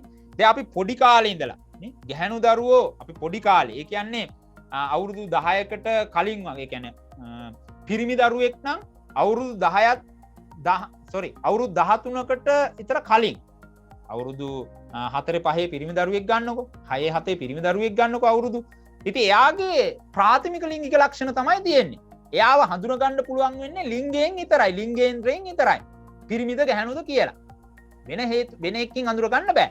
හැබැයි එයාට අවුරුදු 13 එහෙම නැත්නම් අවුරුදු 13 16 වගේ වයසට එනකොට එයාගේ අන්න ප්‍රාථමික ලිංගික ලක්ෂණ වලට එහා ගියපු ද්විතීක ලිංගික ලක්ෂණ ඇති වෙනවා. ඒ ටික ඇති කරාම පැහැදිලිවම යාව අපිට ගැහණු පිරිමි කියලා වෙන් කරගන්න පුළුවන්. මෙන්න මේ පිරිමින්ගේ ද්විතීක ලිංගික ලක්ෂණ ටික ඇති කරලා දෙන්නේ පුතේ කවුද? ටෙස්ටෙස්ටරෝන් කියන හෝමෝනය. ටෙස්ටෙස්ටරෝන් කියන හෝමෝනයෙන් තමයි පිරිමින්ගේ ද්විතීක ලිංගික ලක්ෂණ ඇති කරලා දෙන්නේ. සාමාන්‍යයෙන් පිරිමි දරුවෙක් අවුරුදු 13 16 වගේ වයසේදී ද්විතීක ලිංගික ලක්ෂණ පෙන්눔 කරනවා. එතකොට අපිට පැහැදිලිවම අර ප්‍රාථමික ලිංගික ලක්ෂණ වලට එහා ගිහිල්ලා පැහැදිලිවම පිරිමි දරුවෙක් කියලා හඳුනා ගැනීමේ හැකියාව ලබා දෙනවා. එහෙනම් මතක තියාගන්න පිරිමින්ගේ පිරිමිකම ඇති කරන හෝමෝනය ටෙස්ටෙස්ටරෝන් කියන එක. ඊළඟ මේ ගැහණු දරුවෙක් ගත්තොත් එහෙම ඒගොල්ලන්ගේ පොඩි කාලේ ඒගොල්ලන්ව හඳුනා ගන්න බෑ ගැහණුද පිරිමිද කියලා. ලිංගේන්ද්‍රය හැර ලිංගේන්ද්‍රයෙන් විතරයි හඳුනා ගන්න පුළුවන් වෙන්නේ. හැබැයි ඒගොල්ලන්ට අවුරුදු 10 14 වගේ වෙනකොට ඒගොල්ලන්ගේ පැහැදිලිව කැපී පෙනෙන ශරීරයේ වෙනස්කම් ටිකක් සිද්ධ වෙනවා. අපි ඕක කියන්නේ යෞවනතාවයට පත් වෙනවා, යෞවනත්වයට පත් වෙනවා කියලා. ඉතින් ගැහැණු දරුවෙක් මෙන්න මේ යෞවනතාවට එහෙම නැත්නම් ද්විතීක ලිංගික ලක්ෂණ ඇතිකරන්න බලපාන හෝමෝන දෙකක් තියෙනවා. එයාට ඒ ද්විතීක ලිංගික ලක්ෂණ ටික ඇති කරලා දෙන්න හෝමෝන දෙකක් බලපාන. එකක් ඊස්ට්‍රජන්, අනිත් එක ප්‍රොජෙස්ටරෝන්. ප්‍රොජෙස්ටරෝන් සහ ඊස්ට්‍රජන් කියන හෝමෝන දෙකෙන් තමයි ගැහැණු දරුවන්ගේ ද්විතීක ලිංගික ලක්ෂණ ටික ඇති කරලා දෙන්නේ. සාමාන්‍යයෙන් පිරිමින්ට කලින් ගැහැණු දරුවෝ ද්විතීක ලිංගික ලක්ෂණ පෙන්눔 කරනවා අවුරුදු 10 14 වගේ. අරගොල්ලන් 13 16 වගේනේ යන්නේ. මේගොල්ලන් 10 14 වගේ. හරි. එහෙනම් පුතේ අපේ ප්‍රශ්නෙට අපි ගියොත් එහෙම ප්‍රශ්නෙට යනවා අපි ස්ත්‍රී සහ පුරුෂ ද්විතීක ලිංගික ලක්ෂණ පහළ වීමට බලපාන හෝමෝන බැගින් ලියන්න. right. ස්ත්‍රී ඊස්ට්‍රජන් හෝ ප්‍රොජෙස්ටරෝන්, පුරුෂ ටෙස්ටෙස්ටරෝන්. හරි. ඊළඟට මේ ආර්තව චක්‍රය එහෙම නැත්නම් ඕසොප් චක්‍රය ගැන අපි සාකච්ඡා කරනවා. ඒ ගැන ඔයා දැනගෙන යන්න විභාගෙට ප්‍රශ්නයක් අහන්න පුළුවන් මේ ඕසොප් චක්‍රයෙන් එහෙම නැත්නම් ආර්තව චක්‍රයෙන්. මොකද්ද ආර්තව චක්‍රය කියලා කියන්නේ පුතේ? මේ කාන්තාවක් යෞවනතාවට පැමිණීමත් එක්ක එහෙම නැත්නම් ද්විතීක ලිංගික ලක්ෂණ පහළ වීමත් සමග එතන ඉඳලා ආර්තව හරණය දක්වා. ආර්තව හරණය කියලා කියන්නේ වයස අවුරුදු 45 විතර වෙනකොට ඩිම්බ කෝෂ වලින් ඩිම්බ මෝචනය නවත්තනවා. ඒක තමයි ආර්තව හරණය කියලා කියන්නේ. එහෙනම් යෞවනයට පත්වීමත් එක්ක එතන ඉඳලා ආර්තව හරණය දක්වා දින 28කට වරක් චක්‍රානුකූලව ඩිම්බ කෝෂය තුල සහ ගර්භාෂය තුල සිද්ධ වෙන වෙනස්කම් මාලාව තමයි අපි හඳුන්වන්නේ ඕසොප් චක්‍රය, ආර්තව චක්‍රය කියලා. මේක සම්පූර්ණයෙන්ම කන්ට්‍රෝල් කරන්නේ හෝමෝන වලින්. තමයි මේක කන්ට්‍රෝල් කරන්නේ. ඒතර ආර්තව චක්‍රයේ තැන් දෙක සිද්ධ වෙනවා. එකිනෙකට සමාන්තරව එකක් ඩිම්බ කෝෂය තුල, අනිත් එක ගර්භාෂය තුල. හොඳයි. අපි යනවා අපේ ප්‍රශ්නෙට. හොඳයි. ප්‍රශ්නෙට යන්න ඉස්සෙල්ලා මේ ආර්තව චක්‍රයේ එක කොටසක් සිද්ධ වෙනවා. මං කියන්නේ සමාන්තරව ඩිම්බ කෝෂය තුල සහ ගර්භාෂය තුල සිද්ධ වෙනවා කියලා. ඒතර ඩිම්බ කෝෂය තුල සිද්ධියක් සිද්ධ වෙනවා දින 28ක්. දින 28ක් සිද්ධ වෙනවා පුතේ. මොකද්ද? පළවෙනි දින 14 තුල මේ නොවැඩුණු ඩිම්බයක්. එහෙම නැත්නම් අපි ඒකට කියනවා ප්‍රාථමික සිවුනිකාවක් කියලා. මේ වැඩිච්ච නැති බිත්තරයක්. ප්‍රාථමික සිවුනිකාවක් දින 14ක් මුළුල්ලේ මොකද්ද පුතේ සිද්ධ වෙන්නේ? ක්‍රමක්‍රමයෙන් ලොකු වෙනවා. ලොකු වුණාම අපි කියනවා ඒකට ග්‍රාපීය සිවුනිකාවක් බවට පත් වුණා කියලා. මෝරපු ඩිම්බයක් බවට පත් වුණා කියලා කියනවා. එහෙනම් ඔන්න ප්‍රාථමික සිවුනිකාවක් ග්‍රාපීය සිවුනිකාවක් බවට පත් වෙනවා. ටිකෙන් ටික මේ බිත්තරේ ලොකු වෙගෙන එනවා දින 14ක්. 14 වෙනි දිනෙන් පස්සේ මේ ග්‍රාපීය සිවුනිකාවෙන් අර ඩිම්බය මෝචනය වෙනවා. මෝචනය වෙලා එළියට එනවා. මේක පෙරලි යනවා. මොකේ තුලින්ද? පැලෝපිය නාලය තුලින් පෙරලි යනවා. හරි. එහෙම යනකොට එක්කෝ පීත දේහය, ශ්වේත දේහය බවට පත් වෙන්න පුළුවන්. ඔන්න ඔය කතන්දරේ තමයි අපි ඩිම්බ කෝෂය තුල සිද්ධ වෙනවා කියලා කියන්නේ. හරි. දැන් මේක පාලනය කරන්නේ හෝමෝන වලින්. මේ අපේ පිටුයිටරි ග්‍රන්ථියෙන් මොලේ තියෙන පුතේ පිටුයිටරි ග්‍රන්ථියෙන් ශ්‍රාවය වෙනවා හෝමෝනයක්. සිවුනික උත්තේජක හෝමෝනය. මේ තමයි FSH කියන හෝමෝනය. FSH තමයි පුතේ ඩිම්බ කෝෂයට පණිවිඩය දෙන්නේ ප්‍රාථමික සිවුනිකාවක් ග්‍රාපීය සිවුනිකාවක් බවට පත් කරන්න. එහෙම නැත්නම් මේක වර්ධනය කරන්න කියලා පණිවිඩය දෙන්නේ FSH විසින්. ඊට පස්සේ පුතේ මේ 14 වෙනි දිනේ වගේ වෙනකොට ඩිම්බය හොඳට මෝරලා තියෙන්නේ. ඩිම්බ කෝෂයෙන් එළියට දාන්න කියන පණිවිඩය දෙන්නේ පුතේ පිටුයිටරියෙන් ශ්‍රාවය වෙන LH හෝමෝනයෙන්. හරි. එහෙනම් ග්‍රාපීය සිවුනිකාවක් ප්‍රාථමික සිවුනිකාවක් ග්‍රාපීය සිවුනිකාවක් කරන්නේ FSH. ඩිම්බය මෝචනය කරන්නේ LH. ලුටෙයි කරන හෝමෝනය. හරි. අපේ ප්‍රශ්නෙට යන්න. ආර්තව චක්‍රයේ සිදුවීම් මාලාවට සිවුනික උත්තේජක හෝමෝනය, ඒ කියන්නේ FSH බලපායි.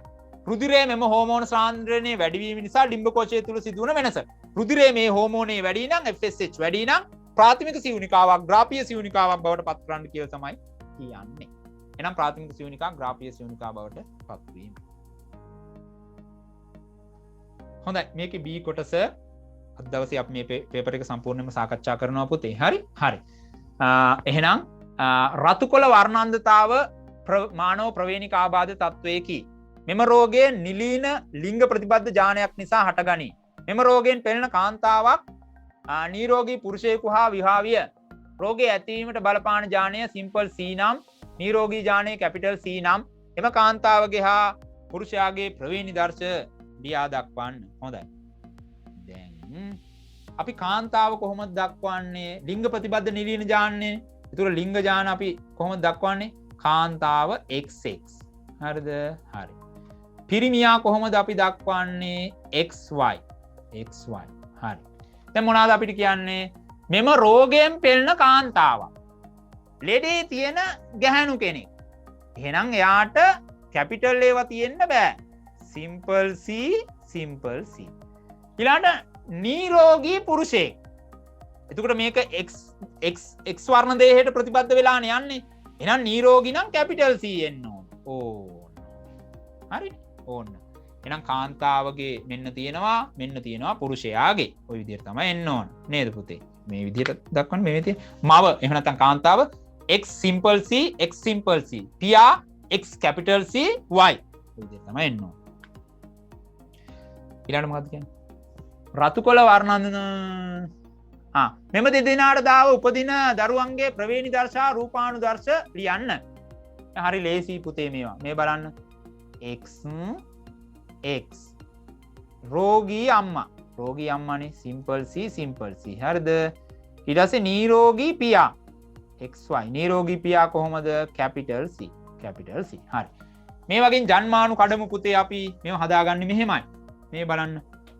X simple C. හරි. X simple C. මේ X capital C. ලොකුවට C ලියන්න. ඊළඟට Y. ඕන්න ජන්මානු. හරිද? හරි. ඕවන්නම් ඔහොම කොටු කරලා රවුම් කරලා දාගන්නත් පුළුවන්. එතකොට නිකන් පැහැදිලි වගේ. හරි. දැන් කොහොමද එකතු වෙන්නේ පුතේ? මෙයයි එකතු වෙන්නේ. එහෙම එකතු වුණොත් කොහොමද?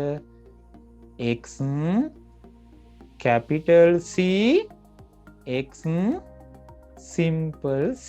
චූටි C එකක්. හරි. ඊට පස්සේ මෙයයි එකතු කරමු පුතේ. කොහොමද? X simple C, capital Y. capital Y. හරි Y අකුර. හරි. ඊළඟට මෙයයි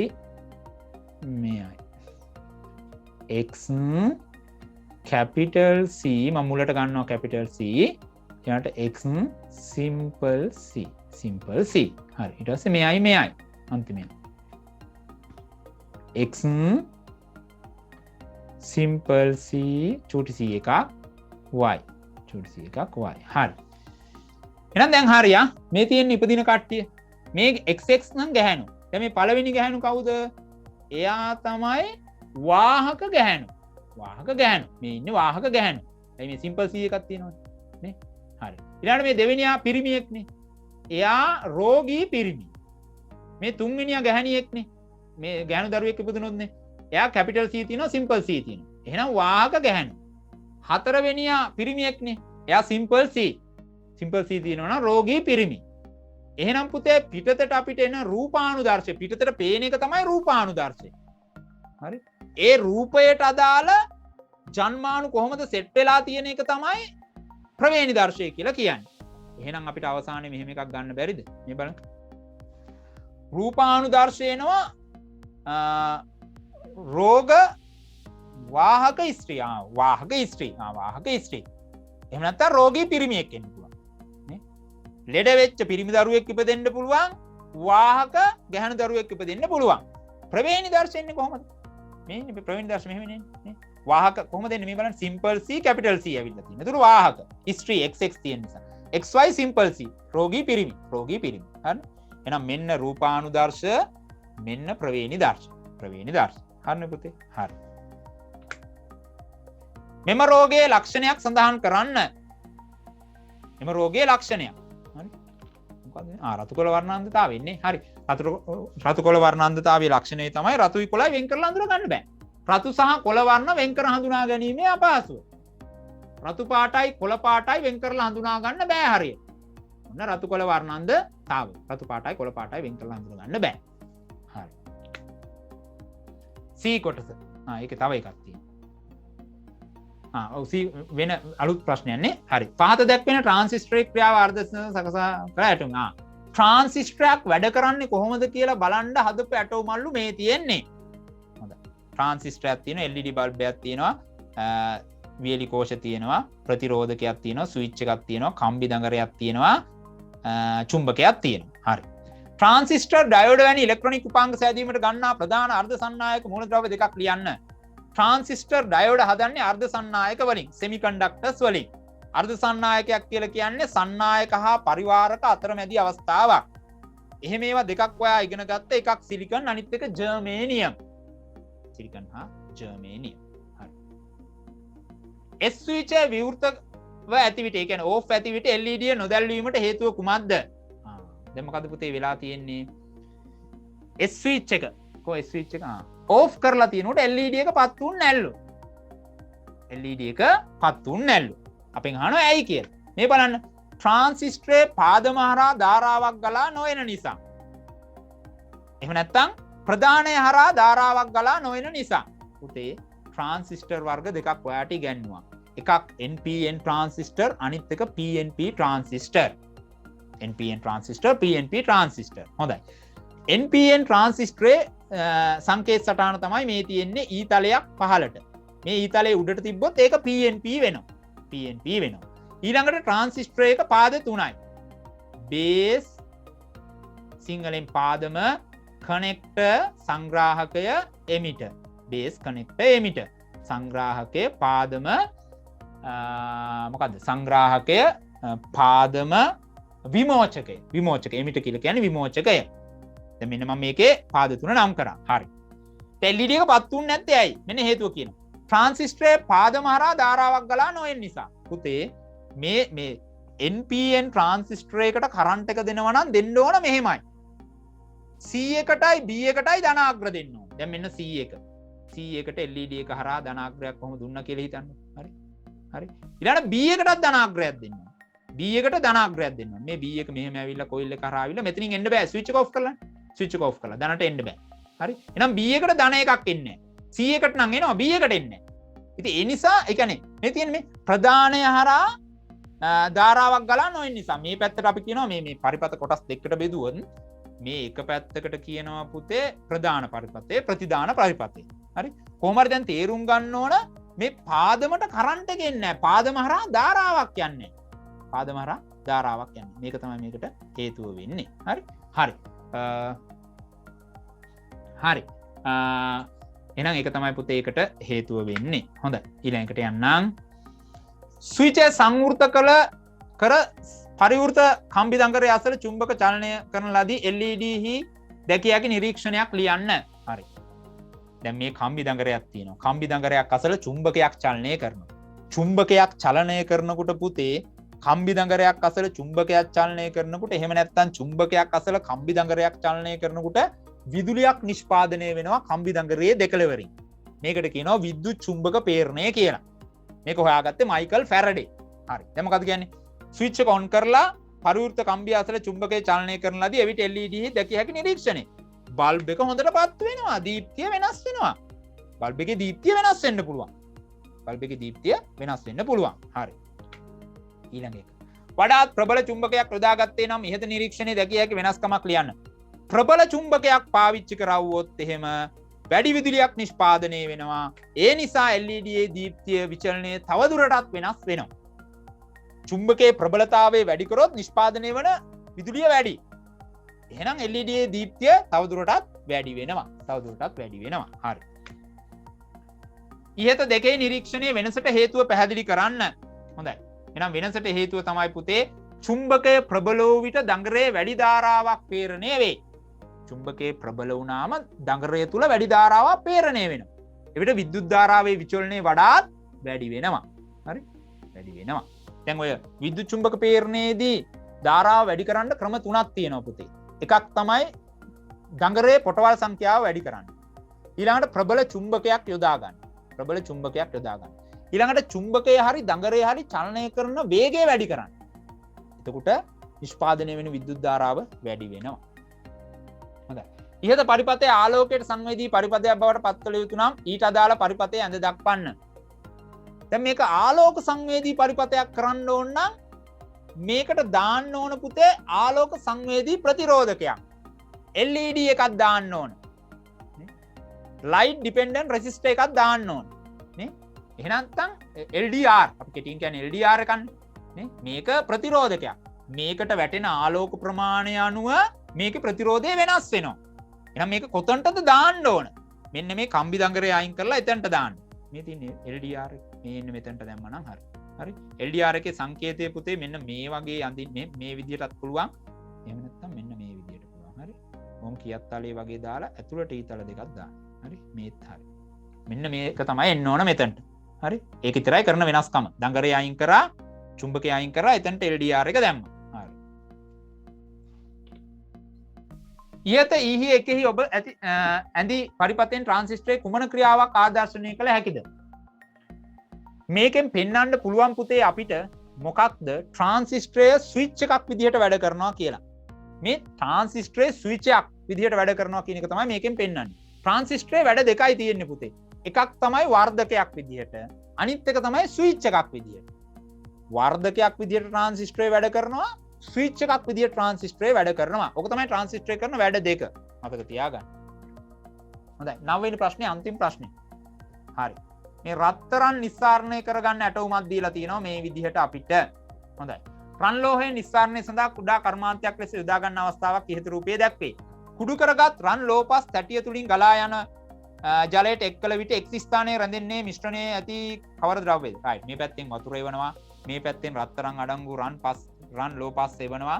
එහෙම නැත්නම් ලෝපස් ලෝහ අඩංගු පස් එනවා. වතුර මේ පැත්තෙන් විදිනවා. එතකොට x කියලා මොනවාදෝ තැම්පත් වෙනවා. x කියලා තැම්පත් වෙන්නේ රත්තරන්. රන් ලෝහය. රත්තරන් ලෝහය තමයි තැම්පත් වෙන්නේ. හරි. අපෙන් අහනවා ඇයි එහෙම රත්තරන් තැම්පත් වෙන්නේ? මොකද එයා ඝනත්වයෙන් වැඩි. එයා තමයි බරින් වැඩි එක. නේ? අනෙක් අපද්‍රව්‍ය වලට වඩා රන් ලෝහයේ ඝනත්වය වැඩි නිසා ඉක්මනින් පතුලට ගමන් කරයි. right. එහිදී රන් නිස්සාරණය සඳහා භාවිතා කරන්නේ කුමන ක්‍රමයේද? අපි දන්නවා සක්‍රියතා ශ්‍රේණියේ රත්තරන් ඉන්නේ පහළින්ම. සක්‍රියතා ශ්‍රේණියේ පහළින් ඉන්න ලෝහ වෙන් කර ගැනීම සඳහා අපි පාවිච්චි කරන්නේ පුතේ භෞතික ක්‍රම. ගරලා පොලලා අතින් අයින් කරලා ඔය වගේ ඒවා. එහෙනම් මෙතන ගැරීම එහෙම නැත්නම් භෞතික ක්‍රමය. ආභරණ නිෂ්පාදනයට රන් ලෝහය භාවිතා කරන්නේ මන්දයි විද්‍යාත්මකව පැහැදිලි කරන්න. මේ ආභරණ හදන්න ඇයි රත්තරන් ගන්න කියලා අපෙන් ප්‍රශ්න කරනවා. එකක් තමයි සක්‍රියතාවෙන් අඩුයි. මේ සක්‍රියතාවෙන් අඩු නිසා ජලයත් එක්ක ඔක්සිජන් එක්ක අම්ල එක්ක ප්‍රතික්‍රියාවක් නැහැ. ඒ නිසා ආභරණයේ දිස්නය අඩු වෙන්නේ නැහැ. හරි. ප්‍රධාන හේතුව සක්‍රියතාවෙන් අඩු නිසා. ප්‍රතික්‍රියාශීලීත්වයෙන් අඩුවීම. ජලයත් එක්ක අම්ලත් එක්ක ඔක්සිජන් එක මේ නිසා ප්‍රතික්‍රියා කරන්නේ නැහැ. ඒක තමයි පුතේ හේතුව වෙන්නේ. හොඳයි. අපි දන්නවා සක්‍රියතා ශ්‍රේණියේ ඉහළින් ඉන්න ලෝහ වෙන් කරගන්න, මැදින් ඉන්න ලෝහ වෙන් කරගන්න, පහළින් ඉන්න ලෝහ වෙන් කරගන්න විවිධ ක්‍රම අනුගමනය කරනවා. හරි. ඒ අනුව ප්‍රශ්නට යන්කෝ. ලෝහ තුනක් පිළිබඳ තොරතුරු කීපයක් පහත දැක්වේ. ජලය හෝ ඔක්සිජන් සමග ප්‍රතික්‍රියා නොදක්වයි. ජලයත් එක්ක ඔක්සිජන් එක ප්‍රතික්‍රියා කරන්නේ නැල්ලු. සිසිල් ජලය සමග ප්‍රතික්‍රියා කරන්නේ නැල්ලු. හැබැයි උණු ජලය හිමාලය සමග ප්‍රතික්‍රියා කරනවා. සිසිල් ජලයත් එක්ක නෑ. උණු ජලයයි හිමාලයයි එක්ක ප්‍රතික්‍රියා කරනවලු. කවුද? P. Q මොකද කරන්නේ? ලෝහ ඔක්සයිඩය ඔක්සිහරණයෙන් ලෝහය ලබාගත හැක. ඔක්සිහරණ ක්‍රියාවලියකින් ලෝහය වෙන් කරගන්න පුළුවන්. පුතේ මේ ප්‍රශ්නය ඔයා හදාගන්න මෙම ලෝහ සක්‍රියතාවයේ ආරෝහණ පිළිවෙලට ලියන්න කියලා. ආරෝහණ පිළිවෙල. අඩු එකේ ඉඳලා වැඩි එක. නේ? ආරෝහණ පිළිවෙලට. හොඳයි. එහෙනම් O නේ? ජලය හෝ ඔක්සිජන් සමග ප්‍රතික්‍රියා නොදක්වයි. මේ ලෝහ රහක් නැහැ. ප්‍රතික්‍රියාවක් නැහැ මොකෙක් එක්කවත්. එහෙනම් ඌව ගන්න මුලට. ඊළඟට Q ලෝහ ඔක්සයිඩ් ඔක්සිහරණයෙන් ලෝහය ලබාගත හැකිය. Q ඔහම තියෙද්දි P ගන්නකො. P ජලය සිසිල් ජලයත් එක්ක නැති වුණාට උණු ජලය හිමාලයත් එක්ක ප්‍රතික්‍රියා කරනවා. P. හරි. ඒ කියන්නේ ටික සක්‍රියතාවය වැඩි. Qට වඩා. ඇයි? ඔක්සිහරණයෙන් ලෝහය ලබාගත හැක. ඔක්සිහරණයෙන් ගන්න පුළුවන් වෙන්නේ පුතේ ලෝහ ඔක්සයිඩේ ඔක්සිහරණය කරලා ගන්න පුළුවන් වෙන්නේ සක්‍රියතා ශ්‍රේණියේ මැද ඉන්නේ. මැද ඉන්නේ. එහෙනම් P ඊට වඩා උඩින් ඉන්නේ. එහෙනම් OQP තමයි පිළිවෙල වෙන්නේ. හරි. ඊළඟට මම කිව්වා ඔයාට සක්‍රියතා ශ්‍රේණියේ ඉහළින් ඉන්නේ උන් වෙන් කරගන්න, මැදින් ඉන්නේ උන් වෙන් කරගන්න, පහළින් ඉන්නේ උන් වෙන් කරගන්න ක්‍රම තුනක් පාවිච්චි කරනවා. ඉහළින් ඉන්නේ උන් වෙන් කරගන්න විද්‍යුත් විච්ඡේදනයෙන්. මතක තියාගන්න මේක හරියට විභාගයට අහනවා. හරි. ඉහළම ඉන්න සෝඩියම්ලා පොටෑසියම්ලා වෙන් කරගන්න විද්‍යුත් විච්ඡේදනයෙන්. විද්‍යුත් විච්ඡේදන ක්‍රියාවලිය. මැද ඉන්න යකඩ ටින් සින්ක් වගේ කට්ටිය වෙන් කරගන්නේ ඔක්සිහරණ ක්‍රියාවලියකින්. මතක ඇති යකඩ නිස්සාරණය ඔක්සිහරණ ප්‍රතික්‍රියාවලින් තමයි එයාව වෙන් කරගන්නේ. එහෙනම් සක්‍රියතා ශ්‍රේණියේ මැද ඉන්න කට්ටිය වෙන් කරගන්නේ ඔක්සිහරණයෙන්.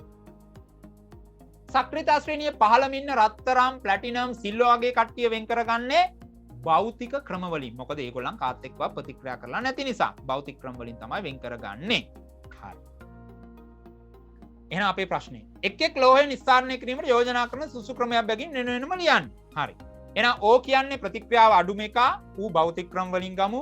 Q කියන්නේ මධ්‍යස්ථ ප්‍රතික්‍රියාවක් දක්වන එක, ඌ ඔක්සිහරණයෙන් ගමු.